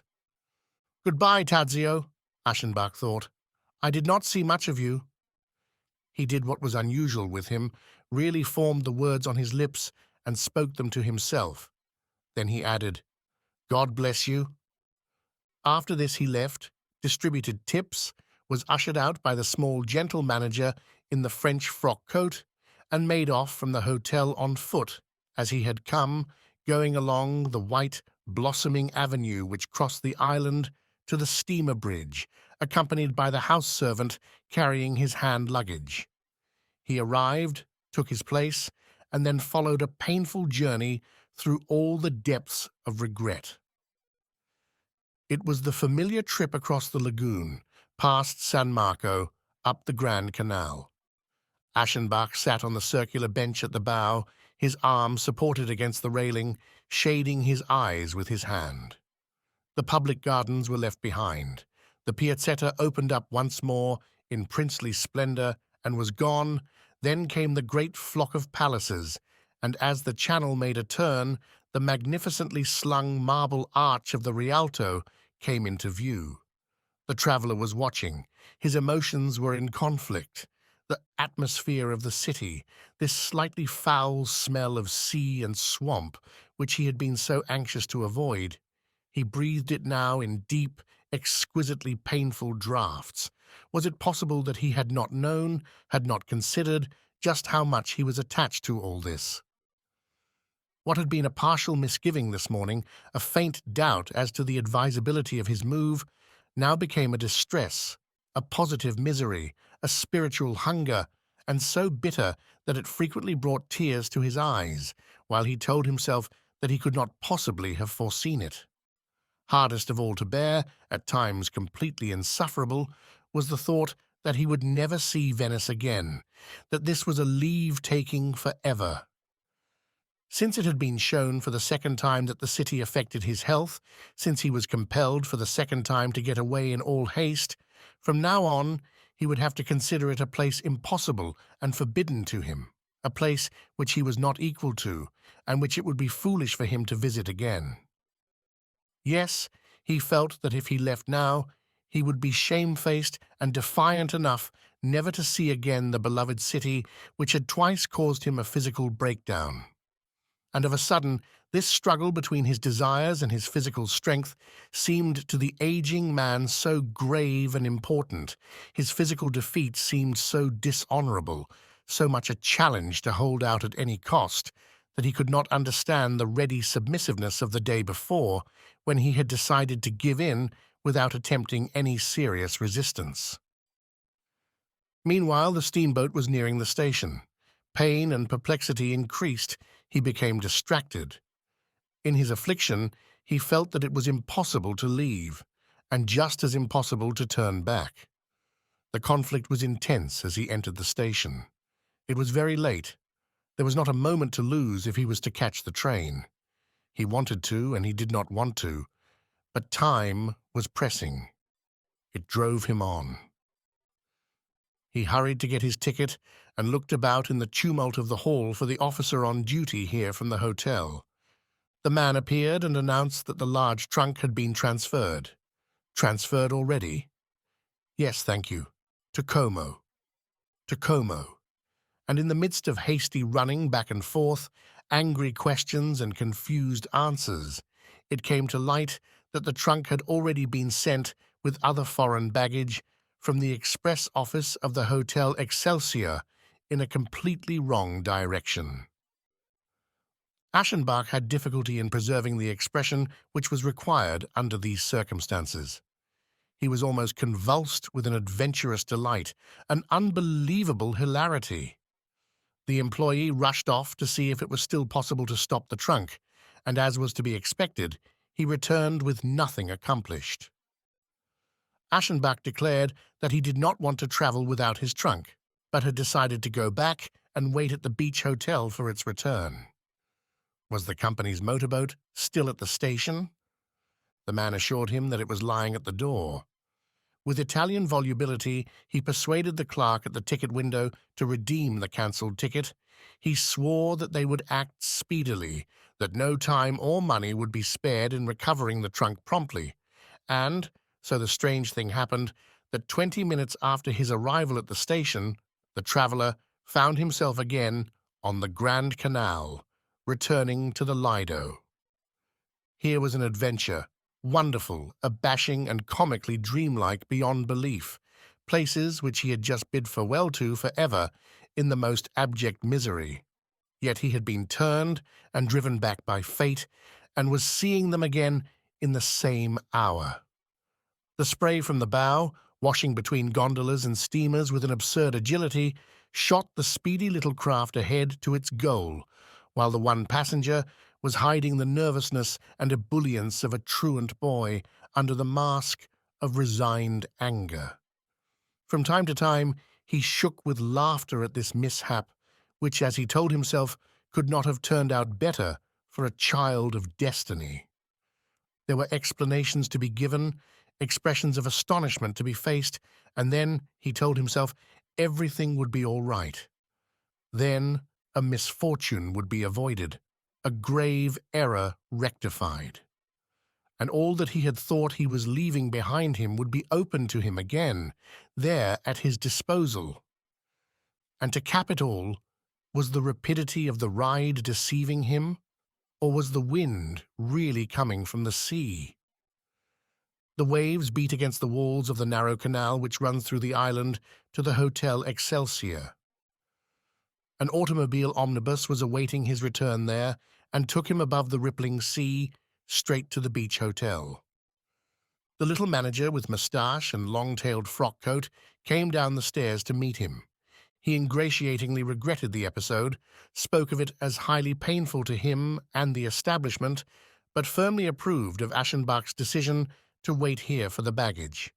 Of course, his room had been given up, but there was another one just as good, which he could occupy immediately. Pas de chance, monsieur.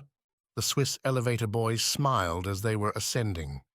And so the fugitive was established again, in a room almost identical to the other in its location and furnishings. Tired out by the confusion of this strange forenoon, he distributed the contents of his handbag about the room and dropped into an armchair by the open window. The sea had become a pale green. The air seemed thinner and purer. The beach, with its cabins and boats, seemed to have color, although the sky was still gray. Aschenbach looked out, his hands folded in his lap. He was content to be back, but shook his head disapprovingly at his irresolution, his failure to know his own mind. He sat here for the better part of an hour, resting and dreaming vaguely. About noon, he saw Tadzio in a striped linen suit with a red tie, coming back from the sea across the private beach and along the boardwalk to the hotel. Aschenbach recognized him from this altitude before he had actually set eyes on him. He was about to think some such words as, "Well, Tadzio, there you are again." But at the same moment, he felt this careless greeting go dumb before the truth in his heart. He felt the exhilaration of his blood, a conflict of pain and pleasure, and he realized that it was Tadzio who had made it so difficult for him to leave. He sat very still, entirely unobserved from this height, and looked within himself. His features were alert, his eyebrows raised, and an attentive, keenly inquisitive smile distended his mouth. Then he raised his head, lifted both hands, which had hung relaxed, over the arms of the chair, and in a slow, twisting movement, turned the palms downward, as though to suggest an opening and spreading outward of his arms. It was a spontaneous act of welcome, of calm acceptance. 4. Day after day now, the naked god with the hot cheeks drove his fire-breathing quadriga across the expanses of the sky, and his yellow locks fluttered in the assault of the east wind. A white silk sheen stretched over the slowly simmering ponto. The sand glowed. Beneath the quaking silver blue of the ether rust-colored canvases was spread in front of the beach bathing houses, and the afternoons were spent in the sharply demarcated spots of shade which they cast.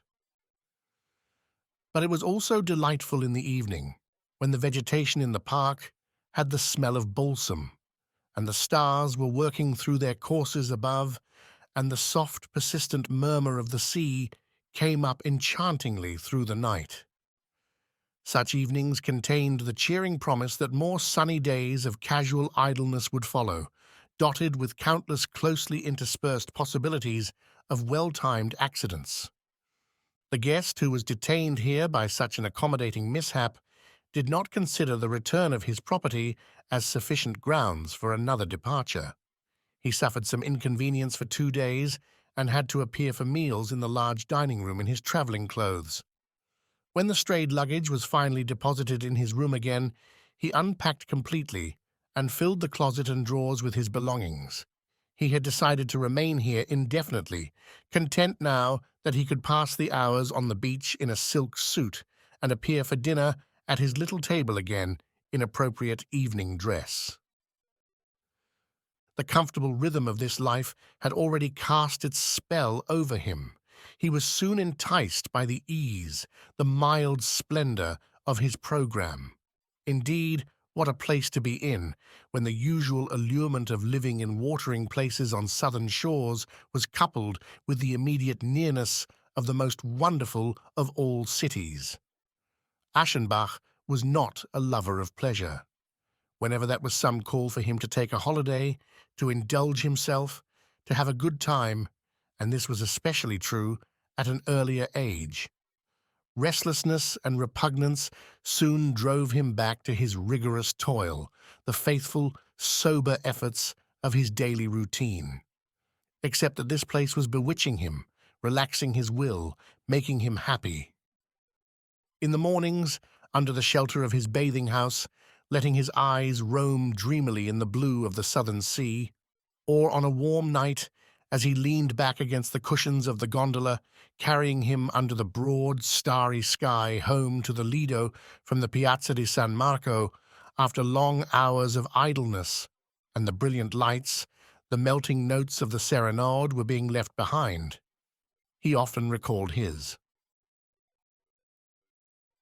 place in the mountains, the scene of his battles in the summer, where the clouds blew low across his garden, and terrifying storms put out the lamps at night, and the crows which he fed were swinging in the tops of the pine trees. Then everything seemed just right to him, as though he were lifted into the Elysian fields on the borders of the earth, where man enjoys the easiest life, where there is no snow or winter, nor storms and pouring rains, but where Oceanus continually sends forth gentle, cooling breezes, and the days pass in a blessed inactivity, without work, without effort, devoted wholly to the sun and to the feast days of the sun. Aschenbach saw the boy Tadzio frequently, almost constantly. Owing to the limited range of territory and the regularity of their lives, the beauty was near him at short intervals throughout the day. He saw him, met him, everywhere. In the lower rooms of the hotel, on the cooling water trips to the city and back, in the arcades of the square, and at times when he was especially lucky, ran across him on the streets. But principally, and with the most gratifying regularity, the forenoon on the beach allowed him to admire and study this rare spectacle at his leisure. Yes, it was this guarantee of happiness, this daily recurrence of good fortune, which made his stay here so precious and gave him such pleasure in the constant procession of sunny days. He was up as early as he used to be when under the driving pressure of work, and was on the beach before most people, when the sun was still mild and the sea lay blinding white in the dreaminess of morning. He spoke amiably to the guard of the private beach, and also spoke familiarly to the barefoot, white-bearded old man who had prepared his place for him, stretching the brown canopy and bringing the furniture of the cabin out on the platform. Then he took his seat. There would now be 3 or 4 hours in which the sun mounted and gained terrific strength, the sea a deeper and deeper blue, and he might look at Tadzio. He saw him approaching from the left, along the edge of the sea. He saw him as he stepped out backwards from among the cabins. Or he would suddenly find, with a shock of pleasure, that he had missed his coming, that he was already here in the blue and white bathing suit, which was his only garment now while on the beach, that he had already commenced his usual activities in the sun and the sand, a pleasantly trifling, idle and unstable manner of living, a mixture of rest and play. Tadzio would saunter about, wade, dig, catch things, lie down, go for a swim, all the while being kept under surveillance by the women on the platform, who made his name ring out in their falsetto voices, "Tadzio! Tadzio!" Then he would come running to them with a look of eagerness to tell them what he had seen, what he had experienced, or to show them what he had found or caught. Mussels, seahorses, jellyfish, and crabs that ran sideways. Aschenbach did not understand a word he said, and though it might have been the most ordinary thing in the world, it was a vague harmony in his ear. So the foreignness of the boy's speech turned it into music. A wanton sun poured its prodigal splendor down over him, and his figure was always set off against the background of an intense sea blue. This piquant body was so freely exhibited that his eyes soon knew every line and posture. He was continually rediscovering with new pleasure all this familiar beauty, and his astonishment at its delicate appeal to his senses was unending. The boy was called to greet a guest who was paying his respects to the ladies at the bathing house. He came running wet perhaps out of the water, tossed back his curls, and as he held out his hand, resting on one leg and raising his other foot on the toes, the set of his body was delightful. It had a charming expectancy about it, a well-meaning shyness, a winsomeness which showed his aristocratic training. He lay stretched full length, his bath towel slung across his shoulders, his delicately chiseled arm supported in the sand, his chin in his palm. The boy called Jashu was squatting near him and making up to him, and nothing could be more enchanting than the smile of his eyes and lips when the leader glanced up at his inferior, his servant. He stood on the edge of the sea, alone, apart from his people, quite near to Aschenbach, erect, his hands locked across the back of his neck. He swayed slowly on the balls of his feet, looked dreamily into the blueness of sea and sky, while tiny waves rolled up and bathed his feet. His honey-colored hair clung in rings about his neck and temples. The sun made the down on his back glitter. The fine etching of the ribs, the symmetry of the chest, were emphasized by the tightness of the suit across the buttocks. His armpits were still as smooth as those of a statue. The hollows of his knees glistened, and their bluish veins made his body seem built of some clearer stuff. What rigor, what precision of thought were expressed in this erect, youthfully perfect body. Yet the pure and strenuous will which, darkly at work, could bring such godlike sculpture to the light, was not he, the artist, familiar with this? Did it not operate in him too when he, under the press of frugal passions, would free from the marble mass of speech some slender form which he had seen in the mind, and which he put before his fellows as a statue and a mirror of intellectual beauty? Statue and mirror! His eyes took in the noble form there bordered with blue, and with a rush of enthusiasm he felt that in this spectacle he was catching the beautiful itself, form as the thought of God, the one pure perfection which lives in the mind, and which, in this symbol and likeness, had been placed here quietly and simply as an object of devotion. That was drunkenness, and eagerly, without thinking, the aging artist welcomed it. His mind was in travail. All that he had learned dropped back into flux. His understanding threw up age-old thoughts which he had inherited with youth, though they had never before lived with their own fire. Is it not written that the sun diverts our attention from intellectual to sensual things? Reason and understanding, it is said, become so numbed and enchanted that the soul forgets everything out of delight with its immediate circumstances, and in astonishment becomes attached to the most beautiful object shined on by the sun. Indeed, only with the aid of a body is it capable, then, of raising itself to higher considerations. To be sure, Amor did as the instructors of mathematics who show backward children tangible representations of the pure forms. Similarly, the god, in order to make the spiritual visible for us, readily utilized the form and color of man's youth, and as a reminder, he adorned these with the reflected splendor of beauty, which, when we behold it, makes us flare up in pain and hope. His enthusiasm suggested these things, put him in the mood for them. And from the noise of the sea and the luster of the sun, he wove himself a charming picture. Here was the old plane tree, not far from the walls of Athens, a holy, shadowy place filled with the smell of Agnus castus blossoms and decorated with ornaments and images sacred to Achelous and the nymphs. Clear and pure, the brook at the foot of the spreading tree fell across the smooth pebbles. The cicadas were fiddling, but on the grass, which was like a pillow gently sloping to the head, two people were stretched out, in hiding from the heat of the day, an older man and a youth, one ugly and one beautiful, wisdom next to loveliness. And amid gallantries and skillfully engaging banter, Socrates was instructing Phaedrus in matters of desire and virtue. He spoke to him of the hot terror which the initiates suffer when their eyes light on an image of the eternal beauty.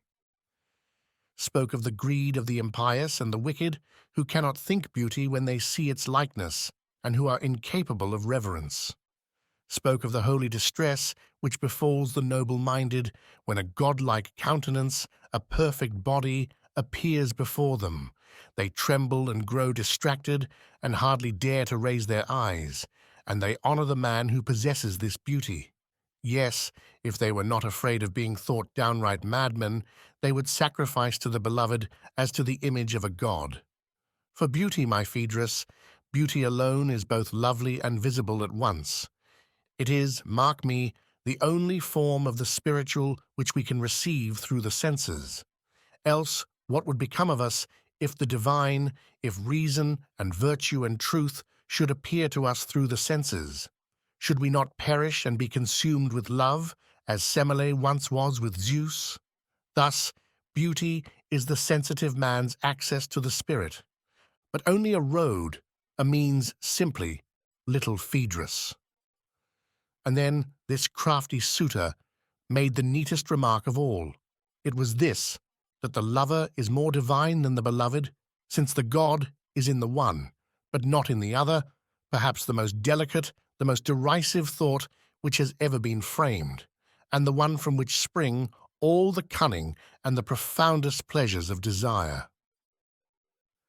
Writers are happiest with an idea which can become all emotion, and an emotion all idea. Just such a pulsating idea, such a precise emotion, belonged to the lonely man at this moment, was at his call. Nature, it ran, shivers with ecstasy when the spirit bows in homage before beauty. Suddenly he wanted to write. Eros loves idleness, they say, and he is suited only to idleness. But at this point in the crisis, the affliction became a stimulus towards productivity. The incentive hardly mattered. A request, an agitation for an open statement on a certain large burning issue of culture and taste, was going about the intellectual world and had finally caught up with the traveller here. He was. Familiar with the subject, it had touched his own experience, and suddenly he felt an irresistible desire to display it in the light of his own version. And he even went so far as to prefer working in Tadzio's presence, taking the scope of the boy as a standard for his writing, making his style follow the lines of this body which seemed godlike to him, and carrying his beauty over into the spiritual, just as the eagle once carried the Trojan stag up into the ether. Never had his joy in words been more sweet. He had never been so aware that Eros is in the word as during those perilously precious hours when, at his crude table under the canopy, facing the idol and listening to the music of his voice, he followed Tadzio's beauty in the forming of his little tract, a page and a half of choice prose which was soon to excite the admiration of many through its clarity, its poise, and the vigorous curve of its emotion. Certainly it is better for people to know only the beautiful product as finished, and not in its conception, its conditions of origin. For knowledge of the sources from which the artist derives his inspiration would often confuse and alienate, and in this way detract from the effects of his mastery. Strange hours, strangely enervating efforts, rare creative intercourse between the spirit and a body. When Aschenbach put away his work and started back from the beach, he felt exhausted, or in dispersion even, and it was as though his conscience were complaining after some transgression. The following morning, as he was about to leave the hotel, he looked off from the steps and noticed that Tadzio, who was alone and was already on his way towards the sea, was just approaching the private beach. He was half tempted by the simple notion of seizing this opportunity to strike up a casual, friendly acquaintanceship with the boy who had been the unconscious source of so much agitation and upheaval. He wanted to address him and enjoy the answering look in his eyes. The boy was sauntering along. He could be overtaken, and Aschenbach quickened his pace. He reached him on the boardwalk behind the bathing houses, was about to lay a hand on his head and shoulders, and some word or other, an amiable phrase in French, was on the tip of his tongue. But he felt that his heart, due also perhaps to his rapid stride, was beating like a hammer, and he was so short of breath that his voice would have been tight and trembling. He hesitated. He tried to get himself under control. Suddenly, he became afraid that he had been walking too long so close behind the boy. He was afraid of arousing curiosity and causing him to look back questioningly. He made one more spurt, failed, surrendered, and passed with bowed head. Too late, he thought immediately. Too late. Yet was it too late? This step, which he had just been on the verge of taking, would very possibly have put things on a sound, free and easy basis, and would have restored him to wholesome soberness. But the fact was that Aschenbach did not want soberness. His intoxication was too precious. Who can explain the stamp and the nature of the artist? Who can understand this deep, instinctive welding of discipline and license? for to be unable to want wholesome soberness is license. Aschenbach was no longer given to self-criticism. His tastes, the mental caliber of his years, his self-respect, ripeness, and a belated simplicity made him unwilling to dismember his motives and to debate whether his impulses were the result of conscientiousness or of dissolution and weakness. He was embarrassed, as he feared that someone or other, if only the guard on the beach, must have observed his pursuit and defeat. He was very much afraid of the ridiculous. Further, he joked with himself about his comically pious distress. Downed, he thought, downed like a rooster, with his wings hanging miserably in the battle. It really is a God who can, at one sight of his loveliness, break our courage this way and force down our pride so thoroughly. He toyed and skirmished with his emotions, and was far too haughty to be afraid of them. He had already ceased thinking about the time when the vacation period which he had fixed for himself would expire.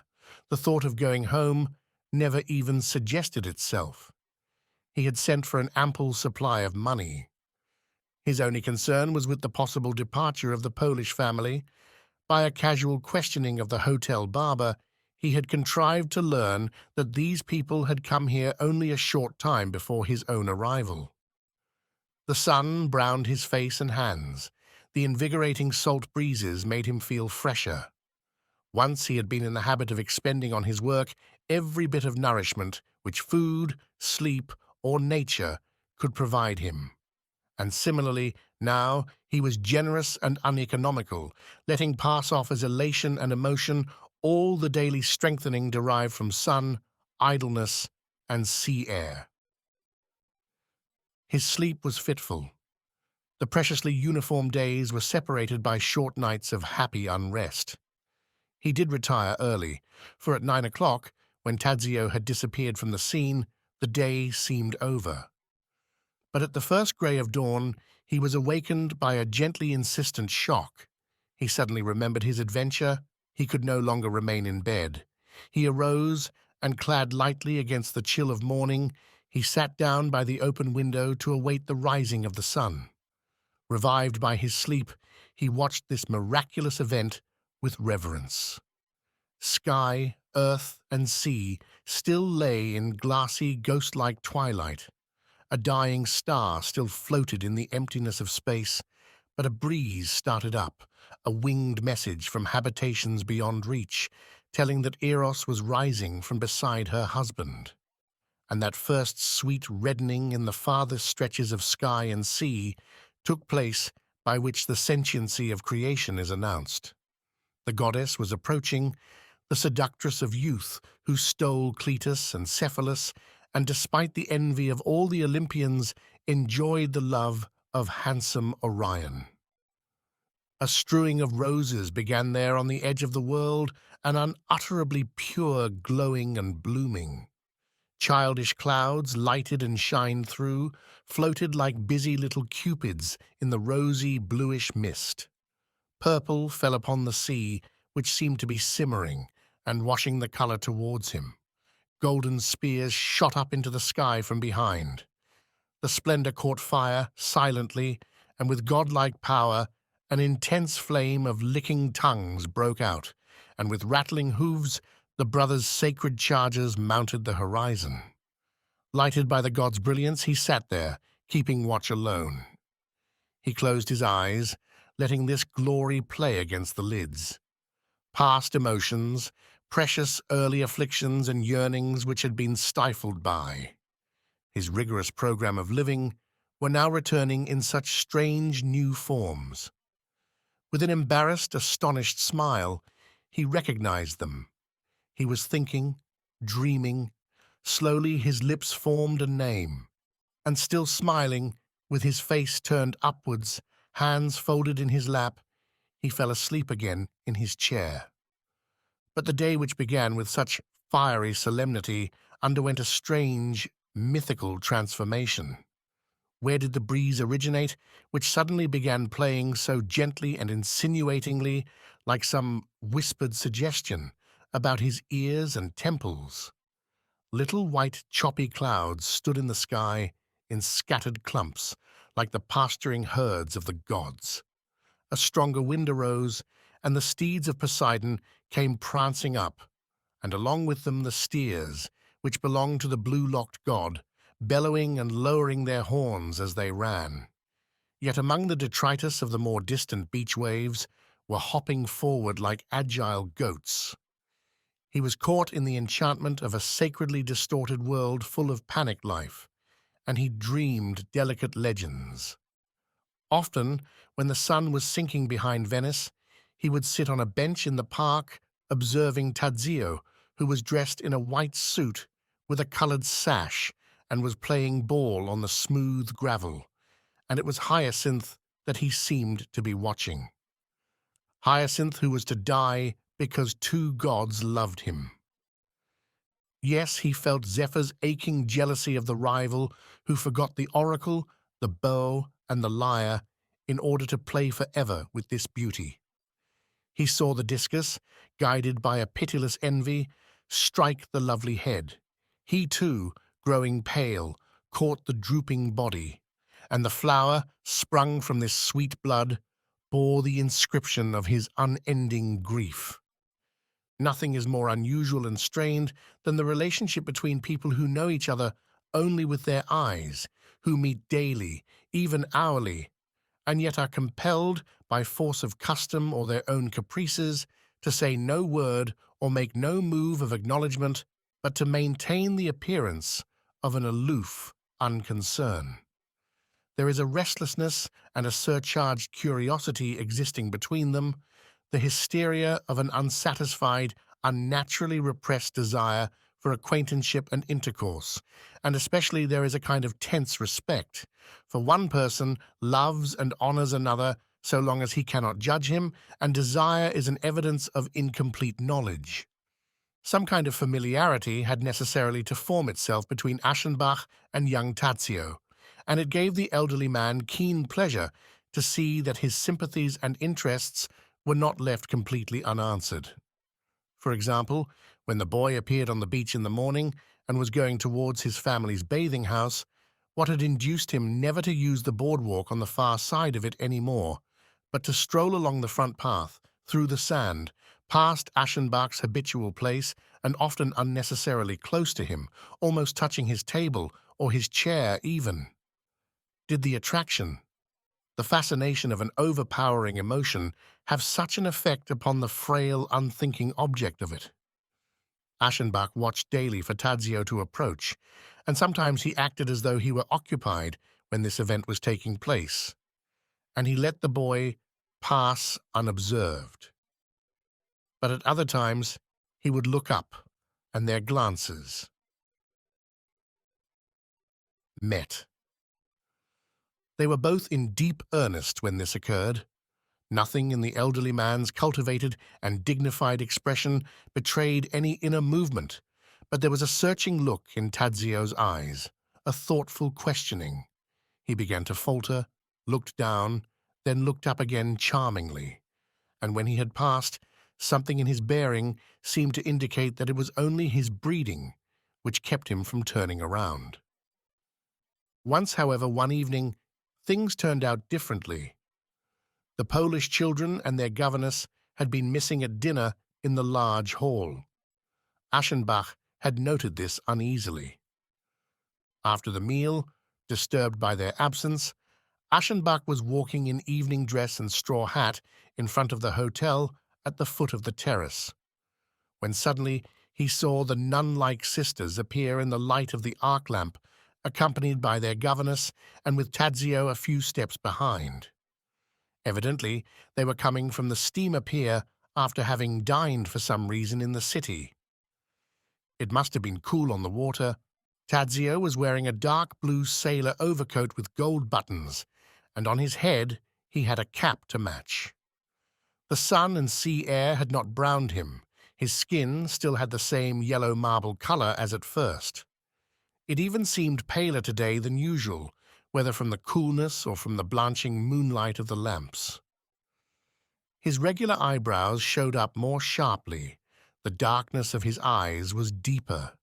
It is hard to say how beautiful he was, and Aschenbach was distressed, as he had often been before, by the thought that words can only evaluate sensuous beauty, but not re-give it. He had not been prepared for this rich spectacle. It came unhoped for. He had no time to entrench himself behind an expression of repose and dignity. Pleasure, surprise, admiration must have shone on his face as his eyes met those of the boy. And at this moment it happened that Tadzio smiled to him, eloquently, familiarly, charmingly, without concealment. And during the smile, his lips slowly opened. It was the smile of Narcissus bent over the reflecting water, that deep, fascinated, magnetic smile with which he stretches out his arms to the image of his own beauty, a smile distorted ever so little, distorted at the hopelessness of his efforts to kiss the pure lips of the shadow.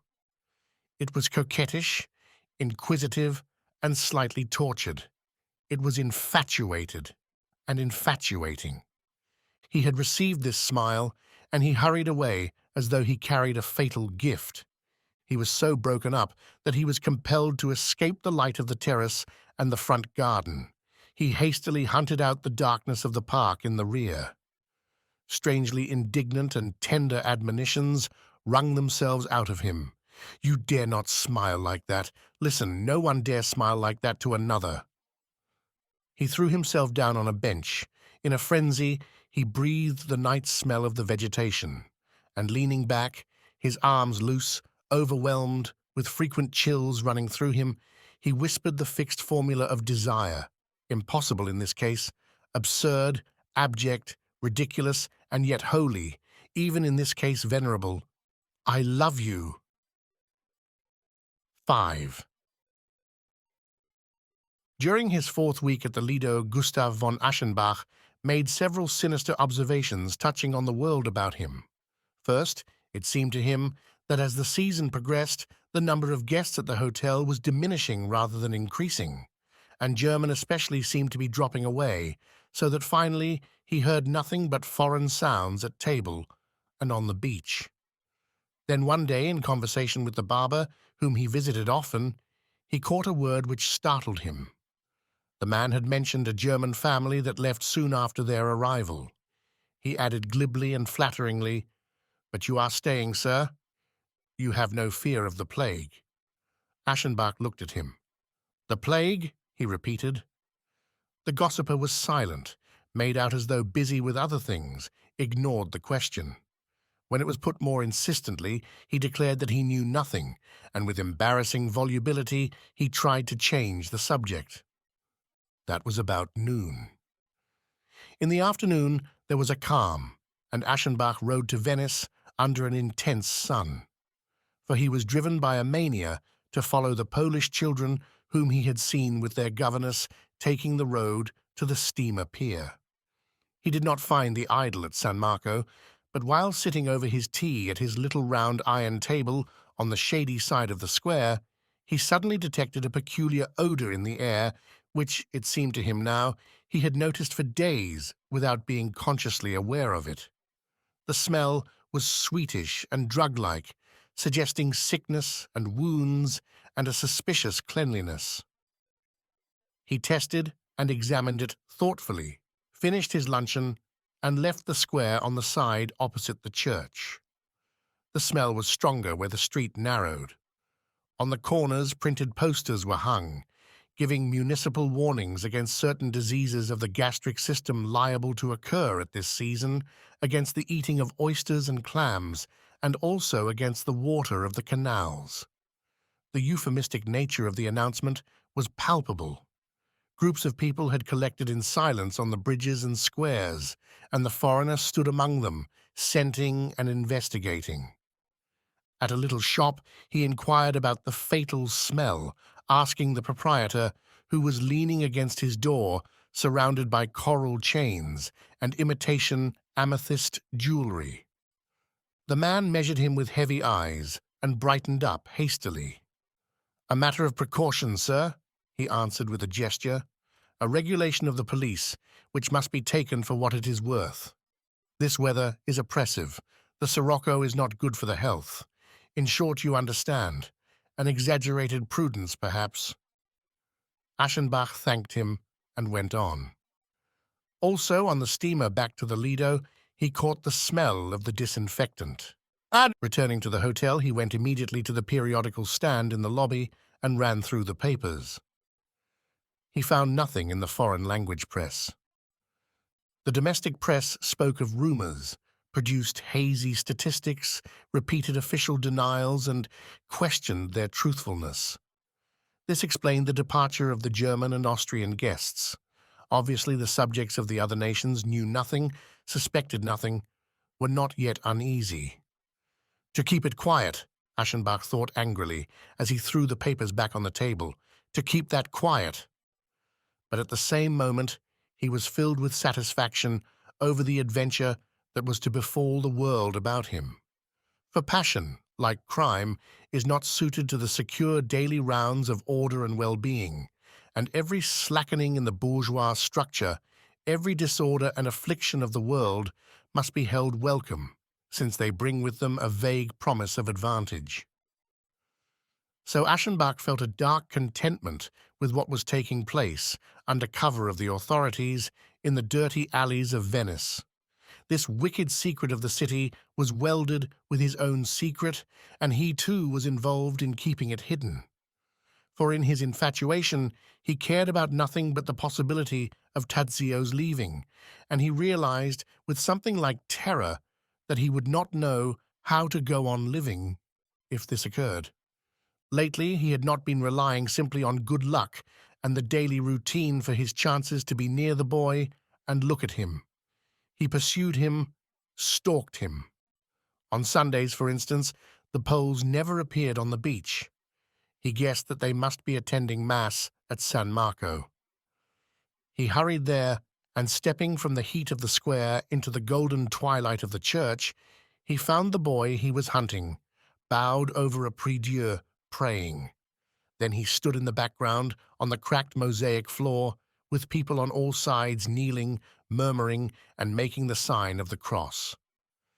And the compact grandeur of this oriental temple weighed heavily on his senses. In front, the richly ornamented priest was conducting the office, moving about and singing.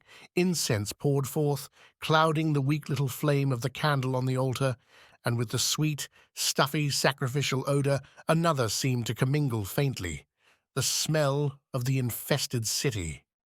But through the smoke and the sparkle, Aschenbach saw how the boy there in front turned his head, hunted him out, and looked at him. When the crowd was streaming out through the opened portals into the brilliant square with its swarms of pigeons, the lover hid in the vestibule. He kept trader cover, he lay in wait. He saw the Poles quit the church, saw how the children took ceremonious leave of their mother, and how she turned towards the piazzetta on her way home.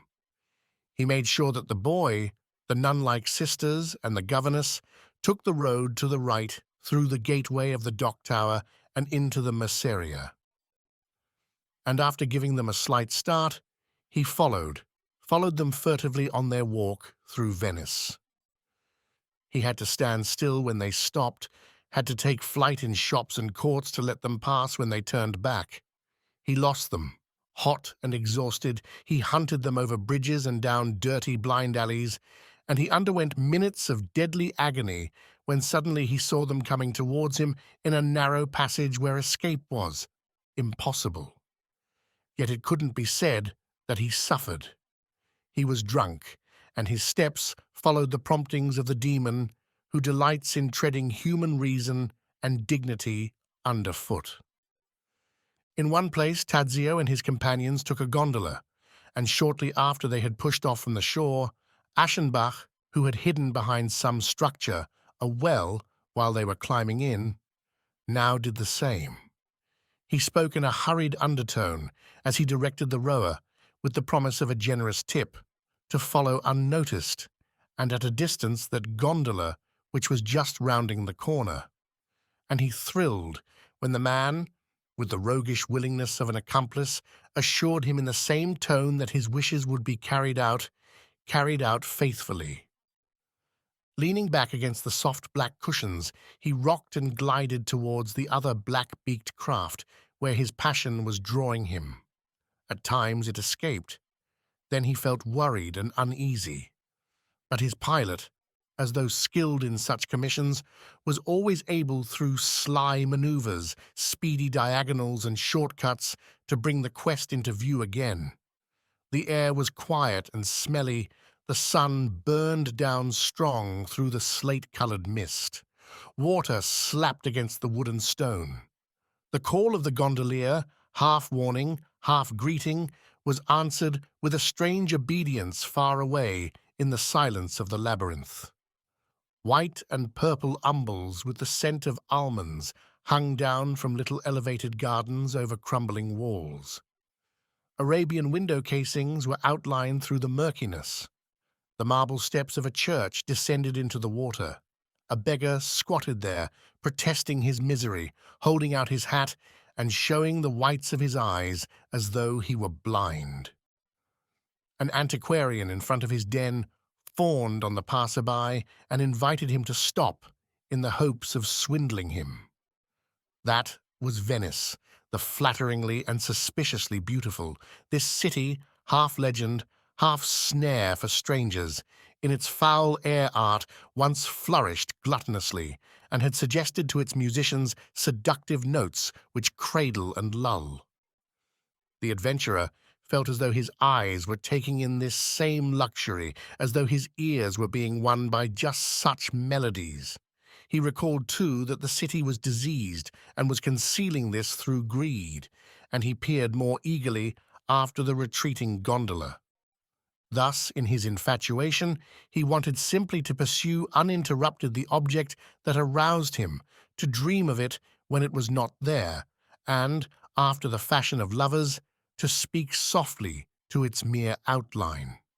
Loneliness, strangeness, and the joy of a deep, belated intoxication encouraged him and prompted him to accept even the remotest things without reserve or shame, with the result that as he returned late in the evening from Venice, he stopped on the second floor of the hotel before the door of the boy's room, laid his head in utter drunkenness against the hinge of the door, and for a long time could not drag himself away, despite the danger of being caught and embarrassed in such a mad situation.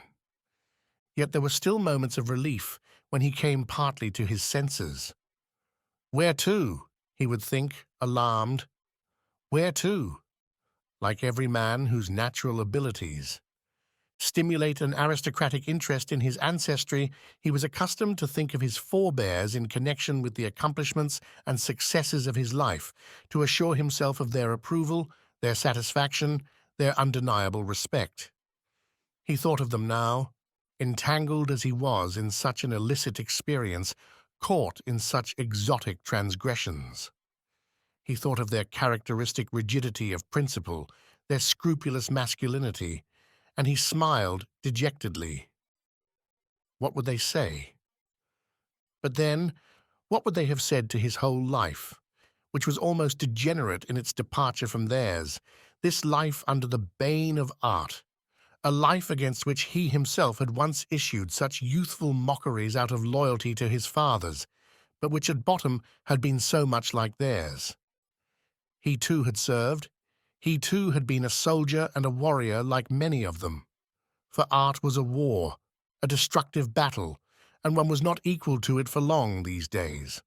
A life of self-conquest and of in-spite-offs, a rigid, sober, and unyielding life which he had formed into the symbol of a delicate and timely heroism. He might well call it masculine or brave, and it almost seemed as though the eros mastering him were somehow peculiarly adapted and inclined to such a life. Had not this eros stood in high repute among the bravest of peoples? Was it not true that precisely through bravery he had flourished in their cities? Numerous war heroes of antiquity had willingly borne his yoke, for nothing was deemed a disgrace which the god imposed, and acts which would have been rebuked as the sign of cowardice if they had been done for other purposes, prostrations, oaths, entreaties, abjectness, such things did not bring shame upon the lover, but rather he reaped praise for them. In this way his infatuation determined the course of his thoughts. In this way he tried to uphold himself, to preserve his respect. But at the same time, selfish and calculating, he turned his attention to the unclean transactions here in Venice, this adventure of the outer world which conspired darkly with his own, and which fed his passion with vague, lawless hopes. Bent on getting reliable news of the condition and progress of the pestilence, he ransacked the local papers in the city cafes, as they had been missing from the reading table of the hotel lobby for several days now. Statements alternated with disavowals. The number of the sick and dead was supposed to reach 20, 40, or even 100 and more, and immediately afterwards every instance of the plague would be either flatly denied or attributed to completely isolated cases which had crept in from the outside.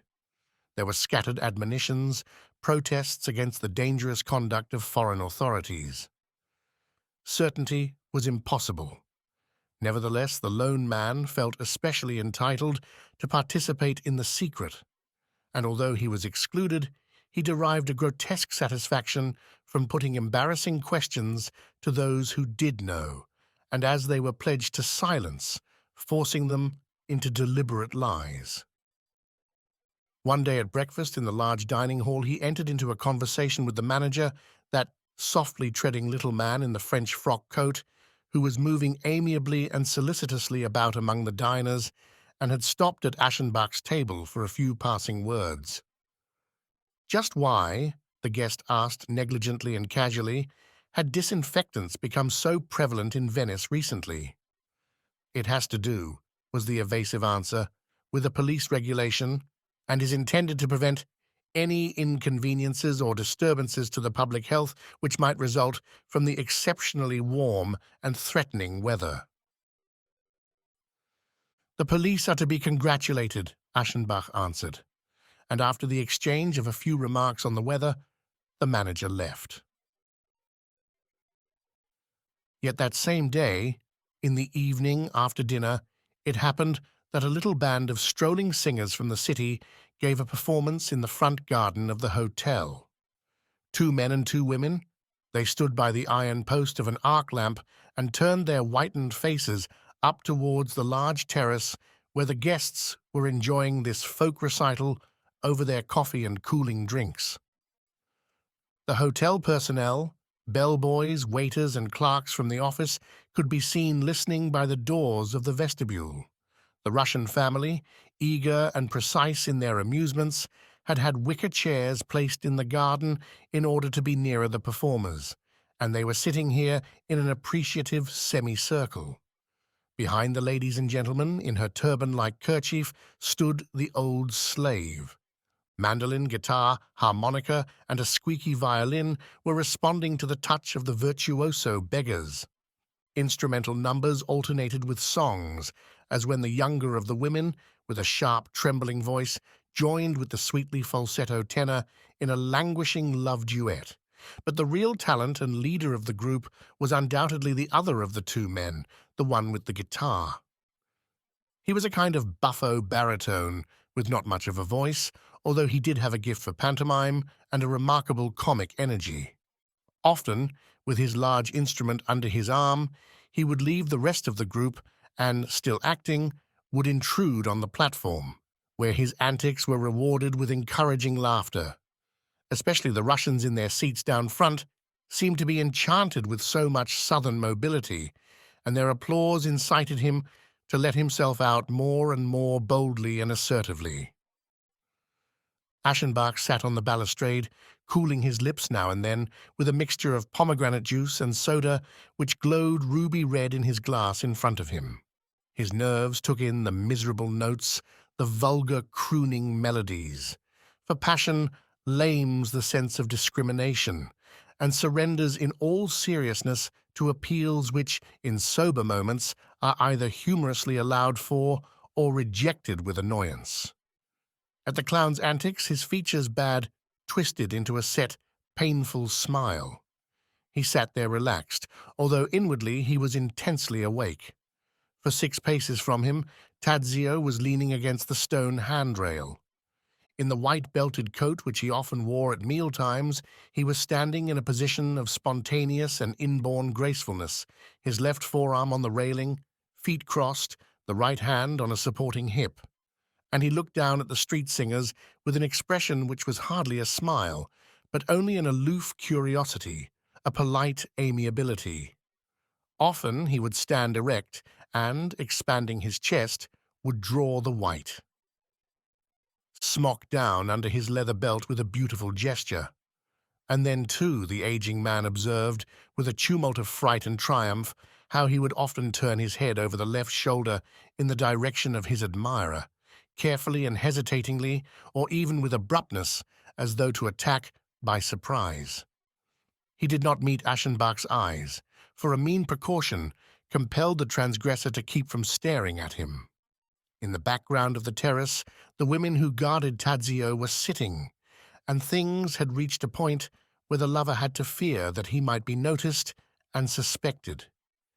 Yes, he had often observed with a kind of numbness how, when Tadzio was near him, on the beach, in the hotel lobby, in the Piazza San Marco, they called him back. They were set on keeping him at a distance, and this wounded him frightfully, causing his pride unknown tortures which his conscience would not permit him to evade. Meanwhile, the guitar player had begun a solo to his own accompaniment, a street ballad popular throughout Italy. It had several strophes, and the entire company joined each time in the refrain, all singing and playing, while he managed to give a plastic and dramatic twist to the performance. Of slight build, with thin and impoverished features, he stood on the gravel, apart from his companions, in an attitude of insolent bravado, his shabby felt hat on the back of his head, so that a bunch of his red hair jutted out from under the brim. And to the thrumming of the strings, he flung his jokes up at the terrace in a penetrating recitative, while the veins were swelling on his forehead from the exertion of his performance. He did not seem of Venetian stock, but rather of the race of Neapolitan comedians, half pimp, half entertainer, brutal and audacious, dangerous and amusing. His song was stupid enough so far as the words went, but in his mouth, by his gestures, the movements of his body, his way of blinking significantly and letting the tongue play across his lips, it acquired something ambiguous, something vaguely repulsive. In addition to the customary civilian dress, he was wearing a sports shirt, and his skinny neck protruded above the soft collar, bearing a noticeably large and active Adam's apple. He was pale and snub-nosed. It was hard to fix an age to his beardless features, which seemed furrowed with grimaces and depravity, and the 2 wrinkles standing arrogantly, harshly, almost savagely between his reddish eyebrows were strangely suited to the smirk on his mobile lips. Yet what really prompted the lonely man to pay him keen attention was the observation that the questionable figure seemed also to provide its own questionable atmosphere. For each time they came to the refrain, the singer, amid buffoonery and familiar handshakes, began a grotesque circular march which brought him immediately beneath Aschenbach's place, and each time this happened, there blew up to the terrace from his clothes and body a strong, carbolic smell. After the song was ended, he began collecting money. He started with the Russians, who were evidently willing to spend, and then came up the stairs. Up here, he showed himself just as humble as he had been bold during the performance. Cringing and bowing, he stole about among the tables, and a smile of obsequious cunning exposed his strong teeth, while the 2 wrinkles still stood ominously between his red eyebrows. This singular character collecting money to live on, They eyed him with a curiosity and a kind of repugnance. They tossed coins into his felt hat with the tips of their fingers and were careful not to touch him. The elimination of the physical distance between the comedian and the audience, no matter how great the enjoyment may have been, always causes a certain uneasiness. He felt it and tried to excuse it by groveling. He came up to Aschenbach, and along with him the smell, which no one else seemed concerned about. "Listen," the recluse said in an undertone, almost mechanically. "They are disinfecting Venice." "Why?" The jester answered hoarsely. "On account of the police. That is a precaution, sir, with such heat, and the sirocco. The sirocco is oppressive. It is not good for the health." He spoke as though astonished that anyone could ask such things, and demonstrated with his open hand how oppressive the sirocco was. "Then there is no plague in Venice?" Aschenbach asked quietly, between his teeth. The clown's muscular features fell into a grimace of comical embarrassment. "A plague? What kind of plague? Perhaps our police are a plague. You like to joke. A plague. Of all things, a precautionary measure, you understand. A police regulation against the effects of the oppressive weather." He gesticulated. "Very well," Aschenbach said, several times curtly and quietly, and he quickly dropped an unduly large coin into the hat.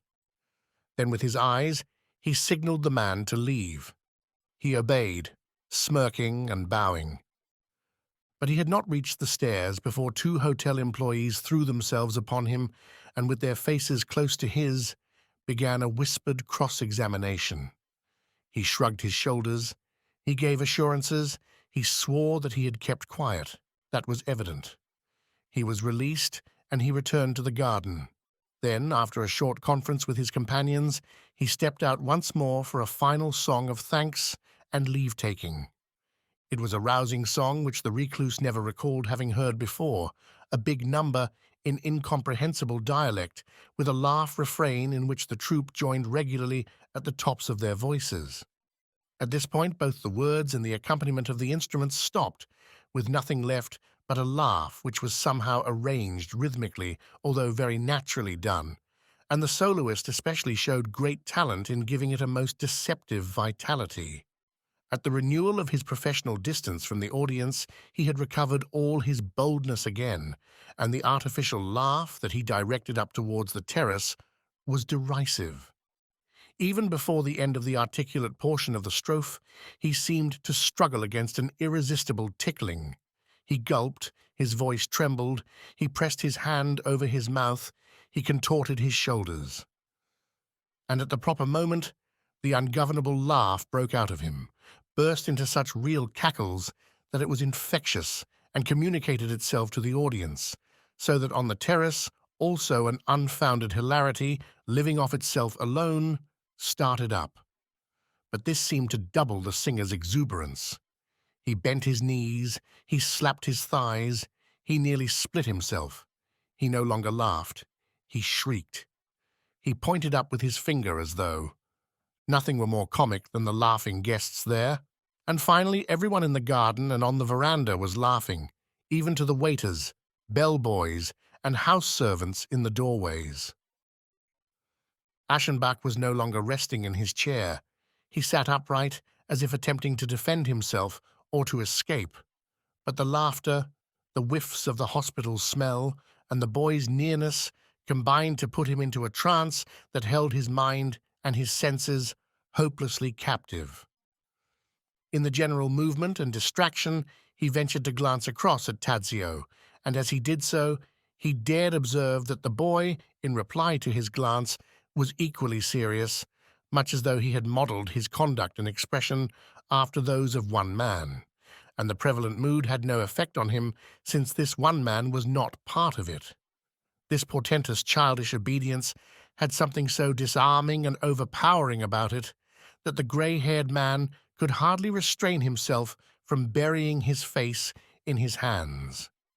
It had also seemed to him that Tadzio's occasional stretching and quick breathing indicated a complaint, a congestion of the lungs. He is sickly. He will probably not grow old. he thought repeatedly, with that positiveness which is often a peculiar relief to desire and passion.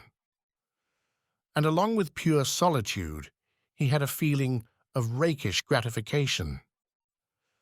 Meanwhile, the Venetians had ended and were leaving. Applause accompanied them, and their leader did not miss the opportunity to cover his retreat with further jests. His bows, the kisses he blew, were laughed at, and so he doubled them. When his companions were already gone, he acted as though he had hurt himself by backing into a lamp-post, and he crept through the gate seemingly crippled with pain.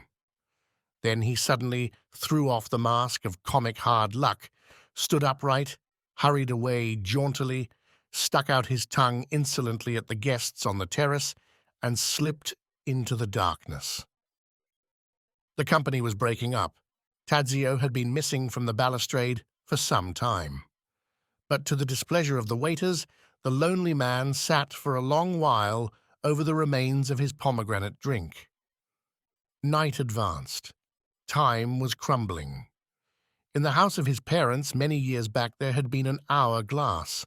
Of a sudden, he saw the fragile and expressive instrument again, as though it were standing in front of him. Fine and noiseless, the rust-red sand was running through the glass neck, and since it was getting low in the upper half, a speedy little vortex had been formed there. As early as the following day, in the afternoon, he had made new progress in his obstinate baiting of the people he met, and this time he had all possible success. He walked from the Piazza of St. Mark's into the English Travelling Bureau located there, and after changing some money at the cash desk, he put on the expression of a distrustful foreigner and launched his fatal question at the attendant clerk. He was a Britisher. He wore a woolen suit and was still young, with close-set eyes, and had that characteristic, stolid reliability which is so peculiarly and strikingly appealing in the tricky, nimble-witted South.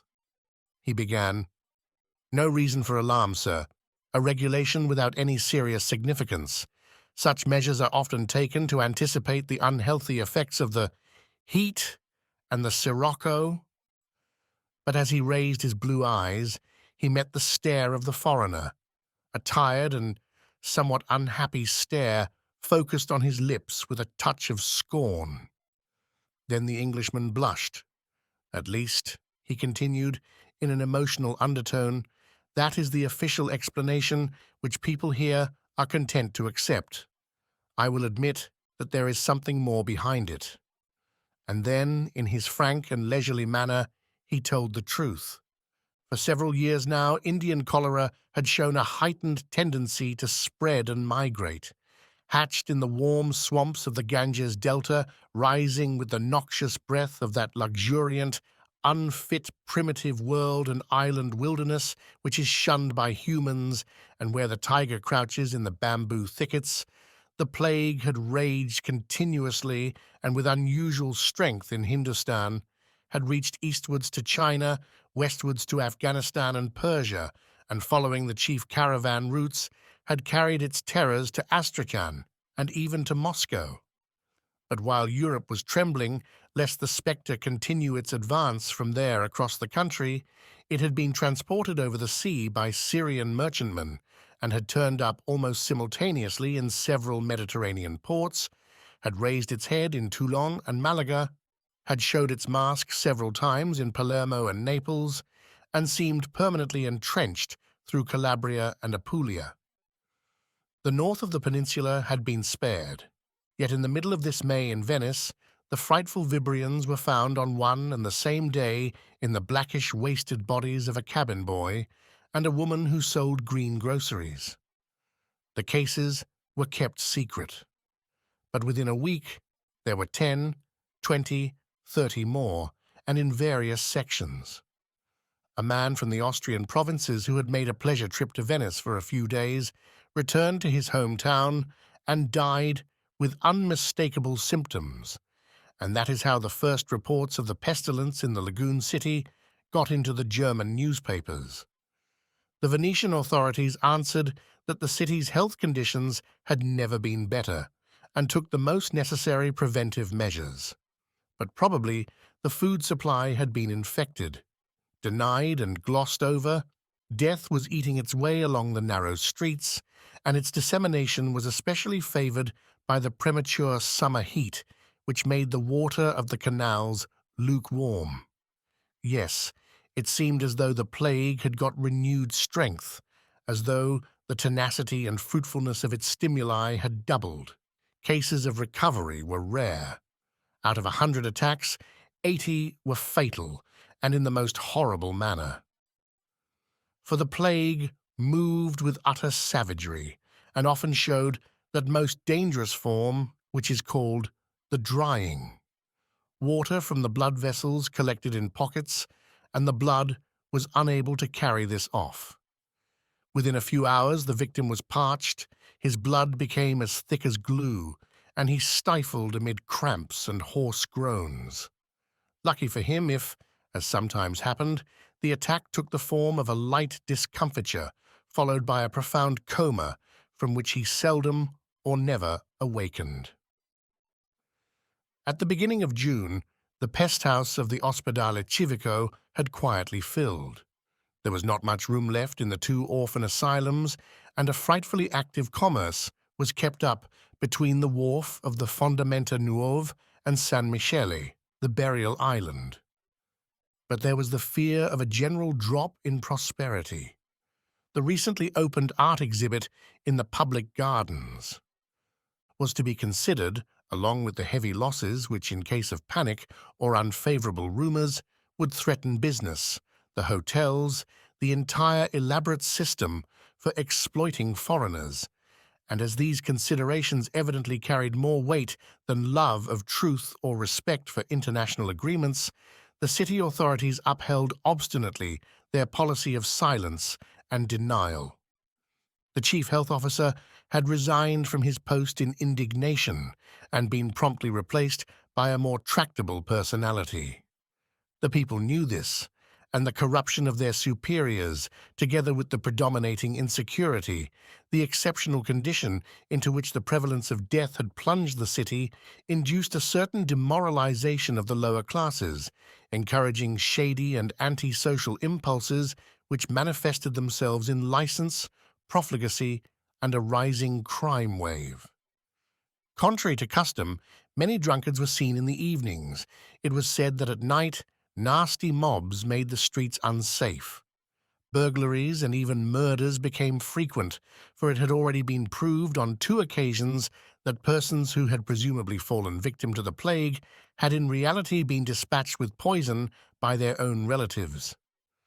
And professional debauchery assumed abnormal and obtrusive proportions such as had never been known here before, and to an extent which is usually found only in the southern parts of the country and in the Orient. The Englishman pronounced the final verdict on these facts. "You would do well," he concluded, "to leave today rather than tomorrow. It cannot be much more than a couple of days before a quarantine zone is declared." "Thank you," Aschenbach said, and left the office.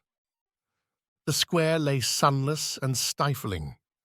Unsuspecting foreigners sat in front of the cafes or stood among the pigeons in front of the church and watched the swarms of birds flapping their wings, crowding one another, and pecking at grains of corn offered them in open palms. The recluse was feverishly excited, triumphant in his possession of the truth. But it had left him with a bad taste in his mouth and a weird horror in his heart.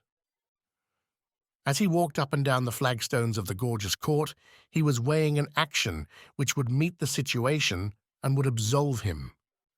This evening after dinner, he could approach the woman with the pearls and make her a speech. He had figured it out word for word. "Permit a foreigner, madam, to give you some useful advice, a warning, which is being withheld from you through self-interest. Leave immediately with Tadzio and your daughters. Venice is full of the plague." Then he could lay a farewell hand on the head of this tool of a mocking divinity, turn away, and flee this morass. But he felt at the same time that he was very far from seriously desiring such a move. He would retract it, would disengage himself from it. But when we are distracted, we loathe most the thought of retracing our steps. He recalled a white building, ornamented with inscriptions which glistened in the evening, and in whose transparent mysticism his mind's eye had lost itself. And then that strange wanderer's form which had awakened in the aging man the roving hankerings of youth after the foreign and the remote. And the thought of return, the thought of prudence and soberness, effort, mastery, disgusted him to such an extent that his face was distorted with an expression of physical nausea. "It must be kept silent," he whispered heavily, "and I will keep silent." The consciousness of his share in the facts and the guilt intoxicated him, much as a little wine intoxicates a tired brain. The picture of the diseased and neglected city hovering desolately before him aroused vague hopes beyond the bounds of reason, but with an egregious sweetness. What was the scant happiness he had dreamed of a moment ago, compared with these expectations? What were art and virtue worth to him over against the advantages of chaos? He kept silent and remained in Venice. This same night he had a frightful dream, if one can designate as a dream, a bodily and mental experience which occurred to him in the deepest sleep, completely independent of him, and with a physical realness, although he never saw himself present or moving about among the incidents. But their stage, rather, was his soul itself, and they broke in from without, trampling down his resistance, a profound and spiritual resistance, by sheer force, and when they had passed through, they left his substance, the culture of his lifetime, crushed and annihilated behind them. It began with anguish and desire, and a frightened curiosity as to what was coming. It was night, and his senses were on the watch. From far off, a grumble, an uproar was approaching, a jumble of noises, clanking, blaring, and dull thunder, with shrill shouts and a definite whine in a long, drawn-out U-sound. All this was sweetly, ominously interspersed and dominated by the deep cooing of wickedly persistent flutes, which charmed the bowels in a shamelessly penetrative manner. But he knew one word. It was veiled, and yet would name what was approaching. The foreign god! Vaporous fire began to glow. Then he recognized mountains like those about his summer house. And in the scattered light, from high up in the woods, among tree trunks and crumbling moss-grown rocks, people, beasts, a throng, a raging mob plunged twisting and whirling downwards, and made the hills swarm with bodies, flames, tumult, and a riotous round dance. Women, tripped by overlong fur draperies which hung from their waists, were holding up tambourines and beating on them, their groaning heads flung back. Others swung sparking firebrands and bare daggers, or wore hissing snakes about the middle of their bodies, or shrieking held their breasts in their 2 hands. Men with horns on their foreheads, shaggy-haired, girded with hides, bent back their necks and raised their arms and thighs, clashed brass cymbals and beat furiously at kettle drums, while smooth boys prodded he-goats with wreathed sticks, climbing on their horns and falling off with shouts when they bounded. And the bacchantes wailed the word with the soft consonants and the drawn-out U-sound, at once sweet and savage, like nothing ever heard before. In one place, it rang out as though piped into the air by stags, and it was echoed in another by many voices in wild triumph. With it, they incited one another to dance and to fling out their arms and legs, and it was never silent. But everything was pierced and dominated by the deep, coaxing flute. He who was fighting against this. Experience, did it not coax him too, with its shameless penetration, into the feast and the excesses of the extreme sacrifice?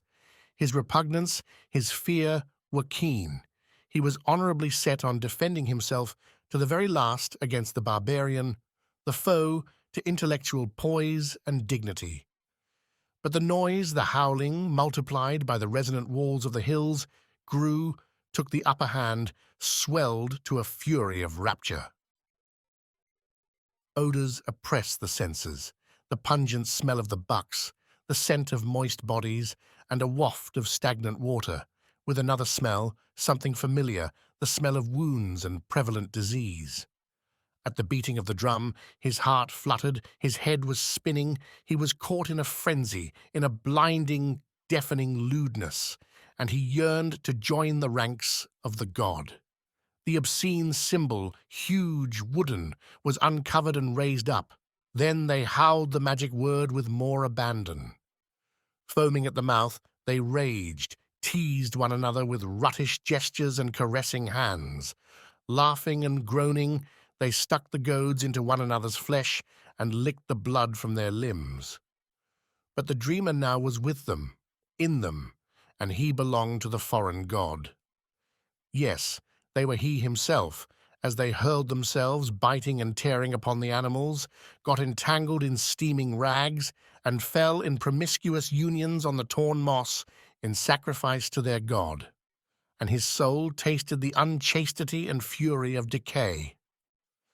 When he awakened from the affliction of this dream, he was unnerved, shattered, and hopelessly under the power of the demon. He no longer avoided the inquisitive glances of other people. He did not care if he was exciting their suspicions. And as a matter of fact, they were fleeing, traveling elsewhere. Numerous bathing houses stood empty. The occupants of the dining hall became more and more scattered, and in the city now, one rarely saw a foreigner. The truth seemed to have leaked out. The panic, despite the reticence of those whose interests were involved, seemed no longer avoidable. But the woman with the pearls remained with her family, either because the rumors had not yet reached her, or because she was too proud and fearless to heed them. Tadzio remained, and to Aschenbach, in his infatuation, it seemed at times as though flight and death might remove all the disturbing elements of life around them, and he stay here alone with the boy. Yes, by the sea in the forenoon, when his eyes rested heavily, irresponsibly, unwaveringly on the thing he coveted, or when, as the day was ending, he followed shamelessly after him through streets where the hideous death lurked in secret. At such times the atrocious seemed to him rich in possibilities, and laws of morality had dropped away. Like any lover, he wanted to please, and he felt a bitter anguish lest it might not be possible. He added bright youthful details to his dress. He put on jewels and used perfumes. During the day he often spent much time over his toilet and came to the table strikingly dressed, excited, and in suspense. In the light of the sweet youthfulness which had done this to him, he detested his aging body. The sight of his grey hair, his sharp features, plunged him into shame and hopelessness. It induced him to attempt rejuvenating his body and appearance. He often visited the hotel barber. Beneath the barber's apron, leaning back in the chair under the gossiper's expert hands, he winced to observe his reflection in the mirror. "Grey," he said, making a wry face. "A little," the man answered, "due entirely to a slight neglect, an indifference to outward things which is conceivable in people of importance, but it is not exactly praiseworthy, and all the less so since such persons are above prejudice in matters of nature or art." If the moral objections of certain people to the art of cosmetics were to be logically extended to the care of the teeth, they would give no slight offense. And after all, we are just as old as we feel, and under some circumstances grey hair would actually stand for more of an untruth than the despised correction. In your case, sir, you are entitled to the natural colour of your hair. Will you permit me simply to return what belongs to you?" "How is that?" Aschenbach asked. Then the orator washed his client's hair with two kinds of water, one clear and one dark, and it was as black as in youth. Following this, he curled it with irons into soft waves, stepped back, and eyed his work. "All that is left now," he said, would be to freshen up the skin a little, and like someone who cannot finish, cannot satisfy himself, he passed with quickening energy from one manipulation to another. Aschenbach rested comfortably, incapable of resistance, or rather, his hopes aroused by what was taking place. In the glass, he saw his brows arch more evenly and decisively. His eyes became longer. Their brilliance was heightened by a light touching up of the lids. A little lower, where the skin had been a leatherish brown, he saw a delicate crimson tint grow beneath a deft application of colour. His lips, bloodless a little while past, became full and as red as raspberries. The furrows in the cheeks and about the mouth, the wrinkles of the eyes, disappeared beneath lotions and cream. With a knocking heart, he beheld a blossoming youth. Finally, the beauty specialist declared himself content, after the manner of such people, by obsequiously thanking the man he had been serving. "A trifling assistance," he said, as he applied one parting touch. "Now the gentleman can fall in love unhesitatingly." He walked away, fascinated. He was happy as in a dream, timid and bewildered. His necktie was red. His broad-brimmed straw hat was trimmed with a variegated band. A tepid storm wind had risen. It was raining sparsely and at intervals, but the air was damp, thick, and filled with the smell of things rotting. All around him he heard a fluttering, pattering, and swishing, and under the fever of his cosmetics it seemed to him as though evil wind-spirits were haunting the place, impure sea-birds which rooted and gnawed at the food of the condemned and befouled it with their droppings. For the sultriness destroyed his appetite, and the fancy suggested itself that the foods were poisoned with contaminating substances. Tracking the boy one afternoon, Aschenbach had plunged deep into the tangled center of the diseased city. He was becoming uncertain of where he was, since the alleys, waterways, bridges, and little squares of the labyrinth were all so much alike, and he was no longer even sure of directions. He was absorbed with the problem of keeping the pursued figure in sight, and, driven to disgraceful subterfuges, flattening himself against walls, hiding behind the backs of other people. For a long time he did not notice the weariness, the exhaustion with which emotion and the continual suspense had taxed his mind and his body. Tadzio walked behind his companions. He always allowed the governess and the nun-like sisters to precede him in the narrow places, and loitering behind alone, he would turn his head occasionally to look over his shoulder and make sure by a glance of his peculiarly dark grey eyes that his admirer was following. He saw him and did not betray him. Drunk with the knowledge of this, lured forward by those eyes, led meekly by his passion, the lover stole after his unseemly hope. But finally he was cheated and lost sight of him. The poles had crossed a short, arching bridge. The height of the curve hid them from the pursuer, and when he himself had arrived there, he no longer saw them. He hunted for them vainly in 3 directions, straight ahead and to either side, along the narrow, dirty wharf. In the end, he was so tired and unnerved that he had to give up the search. His head was on fire, his body was covered with a sticky sweat. His knees trembled. He could no longer endure the thirst that was torturing him, and he looked around for some immediate relief. From a little vegetable store, he bought some fruit, strawberries, soft and overly ripe, and he ate them as he walked. A very charming, forsaken little square opened up before him. He recognized it. Here he had made his frustrated plans for flight weeks ago. He let himself sink down on the steps of the cistern in the middle of the square and laid his head against the stone cylinder. It was quiet. Grass was growing up through the pavement. Refuse was scattered about. Among the weather-beaten, unusually tall houses surrounding him, there was one like a palace, with little lion-covered balconies and Gothic windows with blank emptiness behind them. On the ground floor of another house was a drugstore. Warm gusts of wind occasionally carried the smell of carbolic acid. He sat there, he, the master, the artist of dignity, the author of The Wretch, a work which had, in such accurate symbols, renounced vagabondage and the depths of misery, had denied all sympathy with the engulfed, and had cast out the outcast. The man who had arrived and, victor over his own knowledge, had outgrown all irony and acclimatized himself to the obligations of public confidence, whose reputation was official, whose name had been knighted, and on whose style boys were urged to pattern themselves. He sat there.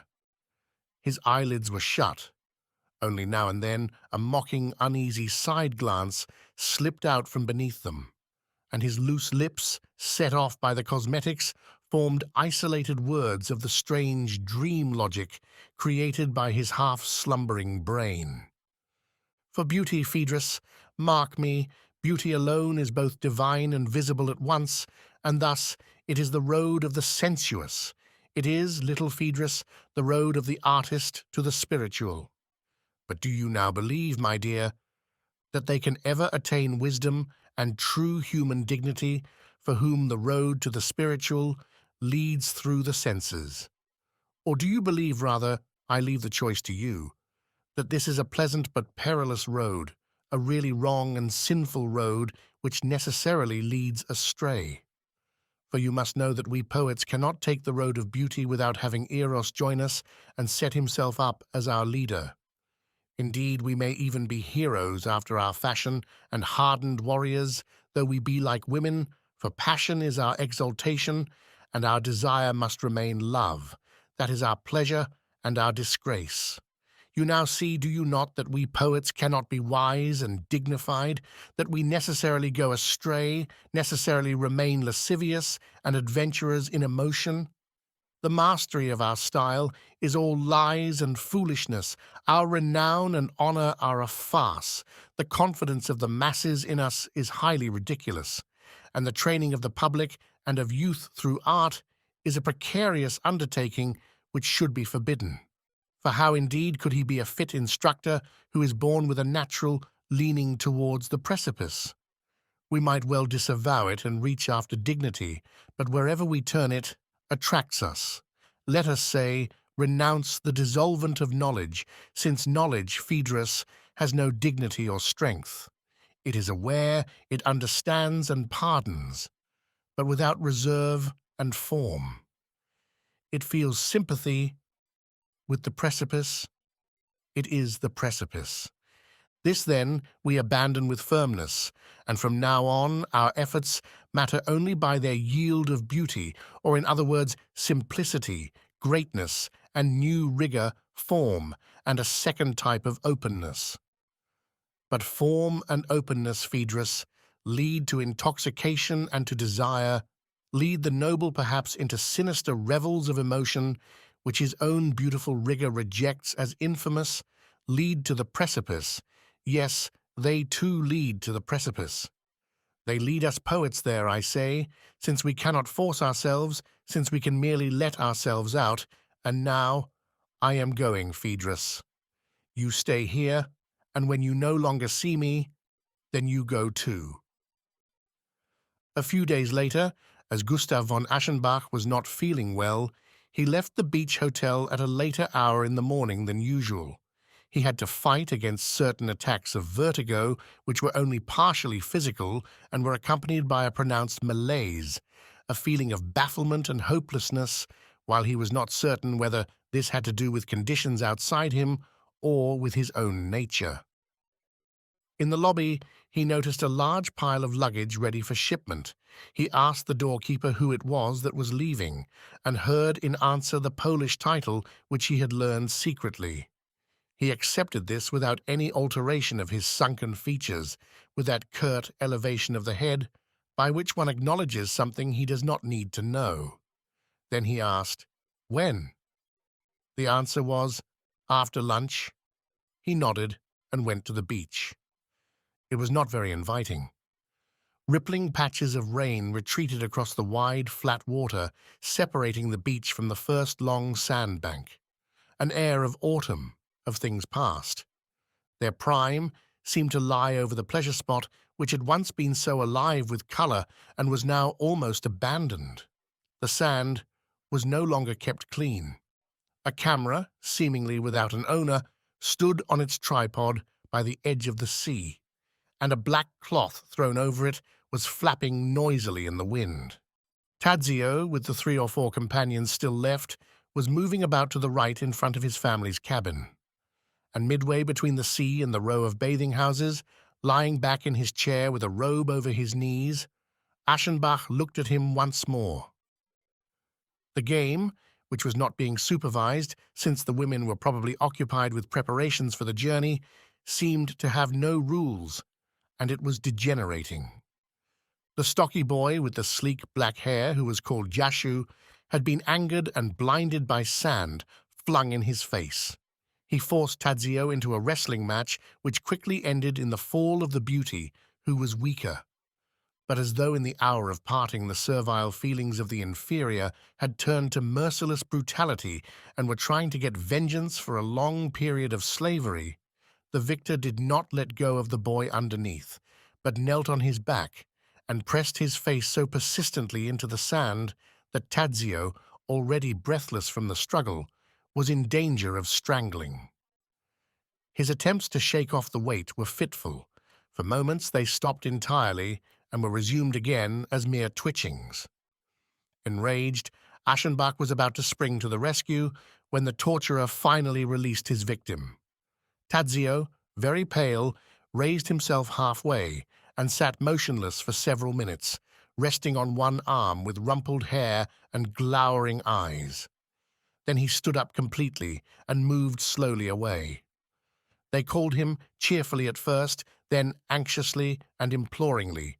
He did not listen. The swarthy boy, who seemed to regret his excesses immediately afterwards, caught up with him and tried to placate him.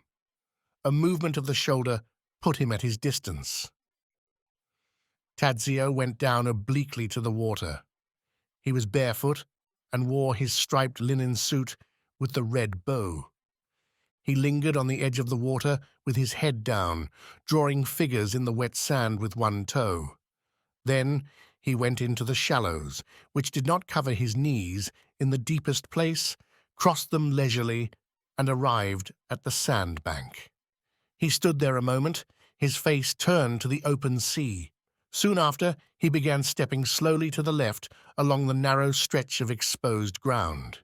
Separated from the mainland by the expanse of water, separated from his companions by a proud moodiness, he moved along, a strongly isolated and unrelated figure with fluttering hair, placed out there in the sea, the wind, against the vague mists. He stopped once more to look around, and suddenly, as though at some recollection, some impulse, with one hand on his hip, he turned the upper part of his body in a beautiful twist, which began from the base, and he looked over his shoulder towards the shore. The watcher sat there, as he had sat once before, when for the first time these twilight-grey eyes had turned at the doorway and met his own. His head, against the back of the chair, had slowly followed the movements of the boy walking yonder. Now, simultaneously with this glance, it rose and sank on his breast so that his eyes looked out from underneath, while his face took on the loose, inwardly relaxed expression of deep sleep. But it seemed to him as though the pale and lovely lure out there was smiling to him, nodding to him, as though, removing his hand from his hip, he was signaling to come out, were vaguely guiding towards egregious promises. And, as often before, he stood up to follow him. Some minutes passed before anyone hurried to the aid of the man who had collapsed into one corner of his chair. He was brought to his room, and on the same day a respectfully shocked world received the news of his death. The end.